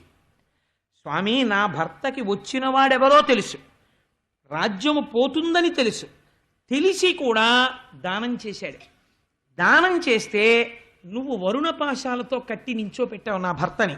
ఏ పాపం చేశాడని ఇలా కట్టి నిలబెట్టావు? నాకు జవాబు చెప్పు. నీకు అనాథరక్షకుడని పేరు, నీ సన్నిధానంలో నేను అనాథనవడమా? నువ్వు రక్షకుడవి, నాకు భర్తృ భిక్ష పెట్టు, నా 5వ తనం నిలబెట్టు, నా భర్త జోలికి నువ్వు వెళ్ళవద్దు అని ప్రార్థన చేసింది. ఆశ్చర్యం ఏమిటో తెలుసా అండి? చతుర్ముఖ బ్రహ్మగారు వచ్చి ప్రార్థన చేశాడు. బాహులు పదములు కట్టిన బాహువులు కట్టేశాడు, పాదాలు కట్టేశాడు. శ్రీహరి కృప కాక ఏమని నిలిచిన బలిని చూచి హాహారవ మొసగే దశ దిగంతములందున్. 10 దిక్కుల వాళ్ళు కూడా వరుణపాశాలతో కడుతుంటే నాకిది శ్రీమన్నారాయణ అనుగ్రహం అని నమస్కరిస్తూ నిలబడిపోయిన బలిని చూసి ఇంత శిక్ష వేయడమా అని హాహారవ వచ్చిందిట 10 దిక్కులలోంచి. ఒక్కళ్ళు ప్రార్థన చేస్తున్నారు. బ్రహ్మగారు వచ్చి అన్నారు, ఇటువంటి భక్తుణ్ణి నేను ఇతపూర్వం చూడలేదు. మహానుభావుడు నువ్వు వచ్చావని తెలిసి, తన ఐశ్వర్యం పోతుందని తెలిసి దానం చేశాడు. వరుణపాశాలతో కట్టడం న్యాయమా స్వామి? విడిచిపెట్టమన్నారు. వింధ్యావళి ప్రార్థన చేసింది. ఇప్పుడు ప్రహ్లాదుడు వచ్చాడు, తాతగారు. వస్తే ఆ ప్రహ్లాదుడు గబగబా నడిచి వస్తూ శ్రీమన్నారాయణుడిని చూసి పొంగిపోతుంటే బలిచక్రవర్తి అప్పుడు ఏడ్చాడు. ఎందుకు ఏడ్చాడోట తెలుసా అండి? నా కాళ్ళు చేతులు వరుణపాశాలతో కట్టేశారు. ఇంతటి మహాపురుషుడైన మా తాతగారు వస్తుంటే నేను నమస్కరించలేకపోతున్నాను చేతులుండి. తాతగారిని చూసి నమస్కరించకపోవడం, తండ్రి గారికి కాళ్ళు కడుక్కోవడానికి చెంబుతో నీళ్ళు ఇవ్వకపోవడం ఎంత దుష్ట సంప్రదాయమో. చతుర్ముఖ బ్రహ్మగారంతటి వాడు తండ్రి కాళ్ళు కడగడానికి ఎలా పరిగెత్తుకొచ్చాడో కమండలం పట్టుకుని చూస్తే మన సంస్కృతి ఎంత గొప్పదో అర్థం అవుతుంది. అందుచేత ఈ పరిస్థితిని చూసి కన్నుల నీరు కారుస్తూ నేను ప్రహ్లాదుడికి నమస్కరించలేకపోతున్నానని ఏడుస్తూ నిలబడ్డంట. నిలబడితే ప్రహ్లాదుడు ఎంత గొప్పగా మాట్లాడాడో తెలుసా అండి? ఆయన దగ్గరికి వచ్చి అయ్యో అదేమిటండి అలా కట్టేశారు అనలేదు. ఇతనికి ముందు నీ వింద్రపదం బిచ్చినేడు తిప్పుటయును నెరయమేలు మోహనాహంకృతి గర్వాంధ తమస వికారంబు దాని మాన్పి కరుణ రక్షించుటయు కాక శిక్షించుటే భగవద్భక్తునకు మహేంద్రత్వమేల నీ పాదకమలంబు నియత కొల్చిన దాని పోలునే సురరాజ్య భోగపరత గర్వమేపార కన్నులు కానరావు చెవులు వినరావు చిత్తంబు చిక్కుపడును సేవలన్నీయుమరచు నీ మహిమ మాన్పి మేలు చేసితివి నీ మేరమేటి సూపి అన్నాడు. ఎటువంటి పద్యం చెప్పాడో చూడండి. ఇతనికి మున్ను నీ వింద్రపదం బిచ్చి నెడు త్రిప్పుటయును నిరయమేలు. మొన్న మా ఇంటికి ఒకరోజు ఉదయం ఒక తల్లి ఫోన్ చేసింది. ఆ తల్లి భర్తకి చాలా పెద్ద ప్రమాదం వచ్చింది. శరీరావయవములలో ఒక అవయవాన్ని తీసేశారట. తీసేస్తే నేను ఆవిడ మాటలు విని ఆవిడ మహాభక్తురాలు, ఈ ఊళ్ళో ఒక ప్రముఖమైనటువంటి వ్యక్తి యొక్క కూతురు. ఆ తల్లి నాకు పేరు చెప్పడం ఇష్టం లేదు, మహాభక్తురాలు, పిచ్చి తల్లి, కృష్ణ పరమాత్మని నమ్ముకున్న తల్లి. ఆవిడ ఫోన్ చేసింది, కోటేశ్వరరావు గారు నా భర్త గారికి కాలు తీసేశారండి, మీరు తరచు చెప్తుంటారు కదా కష్టం వచ్చినప్పుడే ఈశ్వరుణ్ణి మర్చిపోకూడదని, ఏ జన్మలో చేసిన పాపమో నా భర్త కాలు పోయింది, కుర్చీలో కూర్చుని తిరుగుతారు, కానీ ఈ కష్టం తట్టుకుని భగవంతుని పాదముల యందు విస్మృతి పోకుండా ఉండడానికి, విస్మృతి కలగకుండా ఆయన పాదములు నమ్ముకోవడానికి, ఈ కష్టములో కూడా నా స్వామి భక్తి నాకు నిలబడడానికి నేనేం చదువుకోనో నాకు సెలవివ్వండి అని. అమ్మా ఎన్ని మెట్లు పైకెక్కిపోయావమ్మా, నోటితో చెప్పాను నేను, అనుష్ఠానంలోకి తెచ్చుకున్నావు నువ్వు అని మనసులో ఆ తల్లి పాదాలకి నేను నమస్కరించాను. అమ్మా భీష్మ స్తుతి చదువుకోండి అని సలహా ఇచ్చాను. ఒక్కొక్కరు విన్నవాళ్ళల్లా ఉంటారు, కానీ ఎంత ఎదిగిపోతారో. అందుకని ఒక్కొక్క నాడు చెప్పినవాడు గొప్ప అనుకుంటారు, విన్నవాళ్లలో ఎంతమంది మహాత్ములు ఉన్నారో మనకి తెలియదు. అందుకే నేను ఎప్పుడైనా ఏదైనా ఉపమానం చెప్పవలసి వస్తే నాకు చాలా భయం, సభ మీద పెట్టను, నా మీద పెట్టుకుంటాను. అది హీనోపమానమైనా నా మీద పెట్టుకుంటాను తప్ప వేరొకరి మీద పెట్టి ఎప్పుడూ చెప్పను. ఏమో ఎంతటి మహాపురుషులు ఉన్నారో సభలో, ఎవరు విని రోజు రోజుకి మెట్లెక్కుతున్నారో నాకేం తెలుసు. నేను దిగజారిపోతూ ఉండొచ్చు, వాళ్ళు ఎక్కిపోతూ ఉండొచ్చు.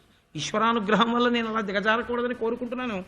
కాబట్టి ఎంత గొప్ప మాట చెప్తున్నాడో చూడండి. ప్రహ్లాదుడు తన మనవణ్ణి కట్టేశాడు. ఆయన అన్నాడు, ఇతనికి మున్ను నీ వింద్రపదం బిచ్చి నెడు తిప్పుటయును నెరయమేను. పూర్వం ఇతనికి ఇంద్ర పదవి నీ వల్లే వచ్చింది, నీ అనుగ్రహం లేకపోతే ఎలా వస్తుంది ఇంద్ర పదవి? గురువు నువ్వే, మొదటి గురువువి నువ్వే. శుక్రాచార్యుల వారిలో ప్రవేశించావు, యాగం చేయించావు. గురువు యొక్క అనుగ్రహంగా యాగభోక్తవై ఆనాడు విశ్వజిత్ యాగాన్ని ఆదరించి బ్రహ్మాండమైన రథం ఇచ్చావు. దానివల్ల అమరలోకం వచ్చింది, ఇంద్ర పదవి వచ్చింది. ఇచ్చిందెవరు? నువ్వే. ఇవాళ తీసేశావు, చాలా మంచి పని చేశావు. నీ పాదకమలంబు నియతి కొల్చిన దాని పోలునే సురరాజ్య భోగపరత. హాయిగా నీ పాదాలు నమ్ముకుని నిన్ను సేవించుకోవడంలో ఉన్న ఐశ్వర్యం, ఐశ్వర్యం ఉన్నవాడు బ్యాంకుకి వెళ్ళి తెచ్చుకోవాలేమో. భగవంతుణ్ణి నమ్ముకున్నవాడు కోరికున్నంత మాత్రాన ఎవరో ఒకరి రూపంలో వచ్చేస్తుందంటే. భగవాన్ రమణులు ఆశ్రమంలో ఉండగా ఒకనాడు కొంతమంది భక్తులు వచ్చి చెప్పారు, భగవాన్ మేము వెళ్ళిపోతున్నామండి ఆశ్రమం నుంచి అన్నారు. ఏమి ఎందుకు వెళ్ళిపోతున్నారు అని అడిగారు. ఆశ్రమంలో ఏమి లేవండి, అన్నీ నిండుకున్నాయి, ఇంకా తప్పు కదా, ఏమీ లేనప్పుడు మేము ఎందుకు ఇక్కడ, అందుకని కొన్నాళ్ళు బాగా తగ్గిపోయే పదార్థాలు, మేము వెళ్ళిపోతున్నాం అన్నారు. రమణులు ఎప్పుడు అది రమణుల ఆశ్రమం అంటే ఒప్పుకునేవారు కాదు. నాకేం లేవు, నాకున్నది ఈ మట్టి కమండలం ఒక్కటే అనేవారు. ఆయన అన్నారు, బయటికి వెళ్ళిపోతే పెట్టేవాడెవడో వాడు పెట్టాలనుకుంటే ఇక్కడున్నా పెడతాడు, ఇక్కడ దొరకనిది బయటికెడితే దొరుకుతుందనుకోవడం అవివేకం కాదా అన్నారు. పెట్టేవాడికి అరణ్యంలో ఉన్నా పెట్టడం వచ్చు అన్నారు. ఇంతలో గేట్లోంచి రై అని ఒక లారీ వచ్చింది. వచ్చి డ్రైవర్ దిగి అరుణాచలం తిరువన్నామలైలో రమణ మహర్షి గారు ఉన్నటువంటి ఒక చిన్న ఆశ్రమం ఉందిట, ఇదేనా అన్నాడు. ఇదే, ఏం కావాలన్నారు. అక్కడెక్కడో దక్షిణ భారతదేశంలో ఒక మహానగరంలో ఒక మహాభక్తుడు ఈ రమణుల పట్ల భక్తిని పెంచుకున్నవాడు ఉన్నాడు. ఆయన స్వామివారికి 6 నెలలకి సరిపడ దినుసులు పట్టుకెళ్ళి దింపి రమ్మని, వెనక తాను వస్తానని పంపాడు. లారీ తొందరగా వెళ్ళిపోవాలి, దింపేసుకోండి అని దింపి వెళ్ళిపోయాడు. ఆయన ఎవరని అడిగారు. నాకు తెలుసా, లారీకి లోడ్ వేశాడంతే, ప్రతివాడి పేర్లు నాకు తెలుస్తాయా, అందుకని తీసుకొచ్చాను అని దింపి తువ్వాల మీద వేసుకుపోయాడు. అది ఫ్రైట్ పెయిడ్ ట్రక్, మళ్ళీ దానికి ఫ్రైట్ కూడా కట్టక్కర్లేదు, వెళ్ళిపోయింది లారీ. వెంటనే రమణులు నవ్వారు. ఇది ఈశ్వరుడు యొక్క రక్ష. భగవంతుణ్ణి నమ్ముకున్న వాడికి ఎక్కడున్నా ఈశ్వరుడు రక్షిస్తాడు. వాడు ఏది కోరుకున్నా వాడికి వస్తుంది. వాడికి డబ్బుతో పనేం ఉండదు.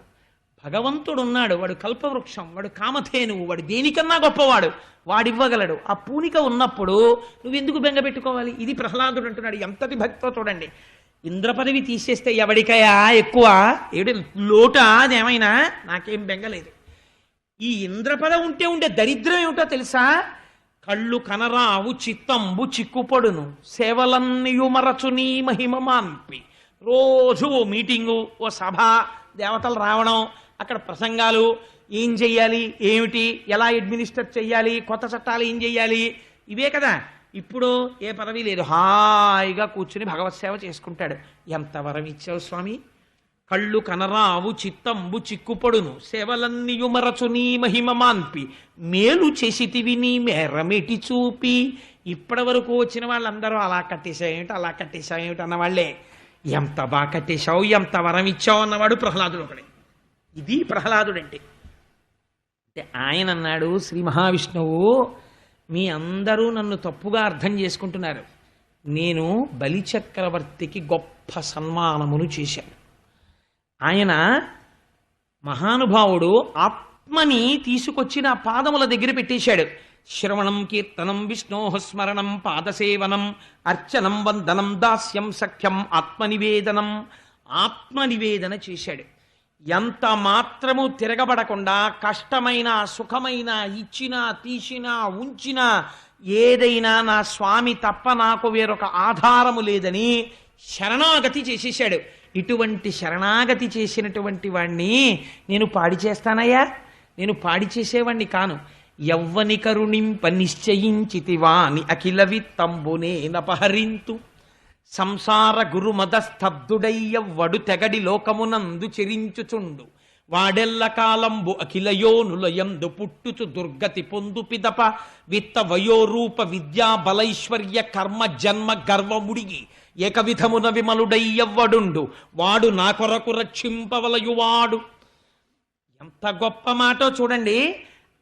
నా అంతటి వాణ్ణి నేను, నా అంతటి వాణ్ణి నేననుకుని అన్నటువంటి వాడు గర్వం చేత అనేక యోనులలో పుట్టి అనేక లోకాలలో తిరిగి తిరిగి తిరిగి తిరిగి ఏదో ఒక గర్వం, విత్త వయో రూప విద్యా బల ఐశ్వర్య గర్వ కర్మ జన్మ గర్వముడిగి. అన్నం ఈశ్వరానుగ్రహం, ఐశ్వర్యం ఈశ్వరానుగ్రహం, రాజ్యం ఈశ్వరానుగ్రహం, పాండిత్యం ఈశ్వరానుగ్రహం, ఏది ఉన్నా ఈశ్వరానుగ్రహం అన్న స్థితికి వచ్చేసిన తరువాత కష్టం వచ్చేవాడు ఐశ్వర్యాన్నే తీస్తున్నా కూడా ఈశ్వరానుగ్రహం. అనగలిగిన వాణ్ణి రక్షించడం అన్న మాట నేను అనను. వాడు నా నుంచి రక్షణ పొందడం కాదు, వాడు నా కొరకు రక్షింపవలయువాడు. వాడిని రక్షించకపోతే అసలు నేనున్నాను అని లోకం నమ్మదు. నేనున్నాను అనడానికి గుర్తేమి? వాడిని రక్షించాలి. ఇప్పుడు అందుకని వాడి కోసం వాడిని రక్షించడం కాదు, నా కోసం వాడిని రక్షించాలి. ఇప్పుడు నేను బలిచక్రవర్తి కోసం బలిచక్రవర్తిని రక్షించట్లేదు, నా కోసం బలిచక్రవర్తిని రక్షిస్తున్నాను. మీకేం తెలుసు పిచ్చాలల్లారా నేను వాడికి ఏమి ఇవ్వబోతున్నాను? అందుకని వాడు నా కొరకు రక్షింపవలయువాడు, నా కోసం వాడిని రక్షిస్తున్నాను రా. వరుణపాశములతో కట్టాను. ఎవరినైనా సైగ చేస్తాడేమోనని చెయ్యలేదు, అలా నిలబడిపోయాడు. కాబట్టి నేను వీడికి ఏమిస్తున్నానో మీకు తెలుసా? సావర్ణి మనువు వేళ్లకు దేవేంద్రుండగునితడు దేవతలకు దుర్భాసితమకు నా చోటికి రావింతును అంతు మీద రక్షింతుదయన్. నాకు శరణాగతి చేసి నువ్వే నాకు అన్నీ అని కష్టంలో సుఖంలో నిన్ను సేవింపగా నాపదల్పడమని నిత్యోత్సవం బొబ్బని జనమాతృండనని సంసార మోహంబు పైకొనని జ్ఞానము గల్గని గ్రహగతులు కుందింపని మేలు వచ్చిన రాణి అవి నాకు భూషణములే శ్రీకాళహస్తీశ్వర అంటాడు దుర్జటి. అలా ఇన్ని పరీక్ష మీద పరీక్ష పరీక్ష మీద పరీక్ష పెడుతుంటే నాకంతా నారాయణుడి అనుగ్రహమే అని పొంగిపోయిన వీడికి నేను ఇస్తున్న వరం ఏమిటో తెలుసా? సావర్ణి మనువు వేళ్లకు దేవేంద్రుండగునితడు దేవతలకు. సావర్ణి మనువైనటువంటి కాలంలో ఇతన్ని నేను దేవేంద్రుణ్ణి చేస్తాను. ఆ తరువాత ఎవ్వరూ రానటువంటి ప్రదేశము, ఎవ్వరూ దర్శించని ప్రదేశము, కేవలం నిలబడి ప్రార్థన చేస్తే నా అశరీరవాణి వినపడుతుంది తప్ప నేను ఉన్న మూలమైన చోటుని ఎవరు చూడరో అటువంటి చోటుకి వీడిని రప్పించుకుంటాను, నాలో కలిపేసుకుంటాను. అప్పటి వరకు కూడా ఎక్కడుంచుతానో తెలుసా? దేవతలు కూడా ఎక్కడుండాలని కోరుకుంటారో అటువంటి సుతలలోకమునకంతటికి ఇతన్ని అధిపతిని చేస్తున్నాను. సర్వకాలముల యందు నా సుదర్శన చక్రం ఇతనికి అండగా ఉండి రక్షిస్తుంది. 10 దిక్కులను పరిపాలించేటటువంటి దిక్పాలకులు ఎవరూ కూడా బలిచక్రవర్తి జోలికి వెళ్ళడానికి వీలు లేదు. నా శాసనం ఇది, వామన శాసనం. అటువంటి వాడై ఆ సుతలలోకంలో రోగాలు కాని, ఆకలి కాని, దప్పిక కాని ఏమీ ఉండవు. ఆనందంతో బలిచక్రవర్తి యందు దోషమేమి మరి అంటే, ఎర్రసిరాతో మీరు అండర్లైన్ చేసి జ్ఞాపకం పెట్టుకోండి. మరి శిక్ష ఎందుకు పడింది అంటే, దుర్జన సాంగత్యం ఉన్నది. లోపల ఎంత గొప్పవాడైనా చాలా కాలము రాక్షసులతో కలిసి తిరిగాడు. కానీ ఇవాళ సజ్జనుడై మనస్సుని నిలబెట్టుకున్నాడు. కాబట్టి భృగువంశ సంజాతులైనటువంటి బ్రాహ్మణులతో కలిసి తిరగడంలో ఆయనకి ఈశ్వరుడంటే ఏమిటో అర్థమైంది ఇప్పుడు. కాబట్టి ఈ తిరిగినటువంటి ఫలితానికి ఇంత గొప్ప వరం ఇస్తున్నాను. రాక్షసులతో కలిసి తిరగడం వల్ల మనస్సులో ఉండిపోయిన నేను దానమిస్తున్నానని ఉండిపోయిన చిన్న ఆభిజాత్యానికి వరుణ పాశాలతో కట్టాను. కానీ అతను చేసిన శరణాగతికి అతన్ని సుతలలోకానికి అధిపతిని చేసి, సావర్ణి మనువు వేళకి ఇంద్రుణ్ణి చేసి, తదనంతరము నాలో కలుపుకుంటాను అని ఆయన దగ్గర పుచ్చుకున్నటువంటి స్వర్గలోకాన్ని అదితి ఆ రోజు కోరింది కాబట్టి ఇంద్రుడికి తమ్ముడిగా పుట్టాను. ఇవాళ నుంచి నన్ను ఉపేంద్రుడని పిలుస్తారు. ఇంద్రుడి తర్వాత పుట్టినవాణ్ణి, ఇంద్రుడికి తమ్ముణ్ణి. ఇంద్రుడు ఆయనకి కాలి గోటికి చాలను, అటువంటి వాడికి తమ్ముడని పిలిపించుకుని పొంగిపోతున్నాడు. నన్ను ఉపేంద్రుడని పిలుస్తారు. వామనుడి లాంటి తమ్ముళ్ళుంటే అన్నలు పొందని సుఖాలే ఉంటాయి. తను సంపాదించిన రాజ్యంలో భాగం అడగకుండా ఇంద్రుడికి ఇచ్చేశాడు. ఇంద్రుడు రాజ్యాభిషిక్తుడై మళ్ళీ స్వర్గాన్ని పొందాడు. అమ్మకి ఇచ్చినటువంటి వరాన్ని పూర్తి చేశాడు. తాను మళ్ళీ శ్రీమన్నారాయణ పథాన్ని చేరుకుంటూ ఒక మాట చెప్పాడు. ఎవరైతే ఈ వామనమూర్తి యొక్క కథని వింటున్నారో, అద్భుత వర్తనుడ గుహరి సద్భావితమైన విమలమైన ఈ లీల వినువాడుద్భత వర్తనుడైతు దకుద్భాసిత లీల పొందునుత్తమగతులన్. ఎక్కడైనా పితృకార్యాలు చేయకపోతే వామనమూర్తి కథ వింటే వాళ్ళు సశాస్త్రీయముగా పితృకార్యము చేసినట్టే. ఎక్కడైనా ఉపనయనం చేస్తే ఆ ఉపనయనంలో తెలిసి కాని తెలియక కాని ఏమైనా దోషాలు దొల్లి ఉంటే ఆ ఉపనయనము పరిపూర్తి అయి ఆ బ్రహ్మచారి గాయత్రీ మంత్రం చేసుకోవడానికి పూర్ణమైన సిద్ధిని పొందాలంటే వామనమూర్తి యొక్క కథ వినాలి వటువు. అది తర్వాత ఎవరు ఈ వామనమూర్తి కథ వింటున్నారో అటువంటి వారి పాపములను దహించి ఊర్ధ్వలోకముల యందు నివాసమునిస్తాను. వారికి లక్ష్మీ కటాక్షము కలుగుతుంది. వాళ్లకున్న దుర్నిమిత్తములన్నీ పోతాయని సాక్షాత్తుగా భగవానుడే ఫలస్థుతిని చెప్పినటువంటి పరమ ప్రఖ్యాతమైనటువంటి ఈ ఆఖ్యానాన్ని ఇవాల్టి రోజున మనం చెప్పుకోగలగడం భగవంతుని యొక్క నిర్హేతుక కృపాకటాక్ష వీక్షణముగా భావిస్తూ, రేపటి రోజున మనం నవమ స్కంధంలోకి ప్రవేశించి మరొక అద్భుతమైనటువంటి ఘట్టాన్ని, ఎన్నో తెలుసుకోవలసినటువంటి మెలికలు ఉన్నటువంటి ఘట్టాన్ని పేరు చెప్పకుండా దాస్తూ రేపటి రోజున ఆవిష్కరిస్తాను. ఓ ఎక్కడో నీకు కృష్ణ అనుగ్రహం ఉందయా, ఎక్కడో గాయత్రీమాత అనుగ్రహం ఉంది. అందుకే ఉపనయనం చేసుకోగానే వామనమూర్తి కథ వినగలిగావు. ఇవాళ మాకు సంబంధించినంత వరకు శ్రీమన్నారాయణుడవై వటువై సభలోకి వచ్చి కూర్చున్నావు. కాబట్టి నిన్ను నారాయణ స్వరూపంగా భావించి నమస్కారం, వటువుగా భావించి నీకు ఆశీర్వచనం చేస్తూ, గాయత్రీ మంత్రాన్ని విడిచిపెట్టకుండా, జీవితంలో సంధ్యావందనం మానకుండా ప్రతిరోజు సంధ్యావందనాన్ని చేసుకుని బ్రాహ్మణుడవై శర్మవై బ్రాహ్మణ తేజస్సుని పొంది లోకమునకంతటికి చెట్టులా నీడవై 10 మందిని ఉద్ధరించేటటువంటి అదృష్టము నీకు వామనమూర్తి అనుగ్రహముగా కలుగుగాక.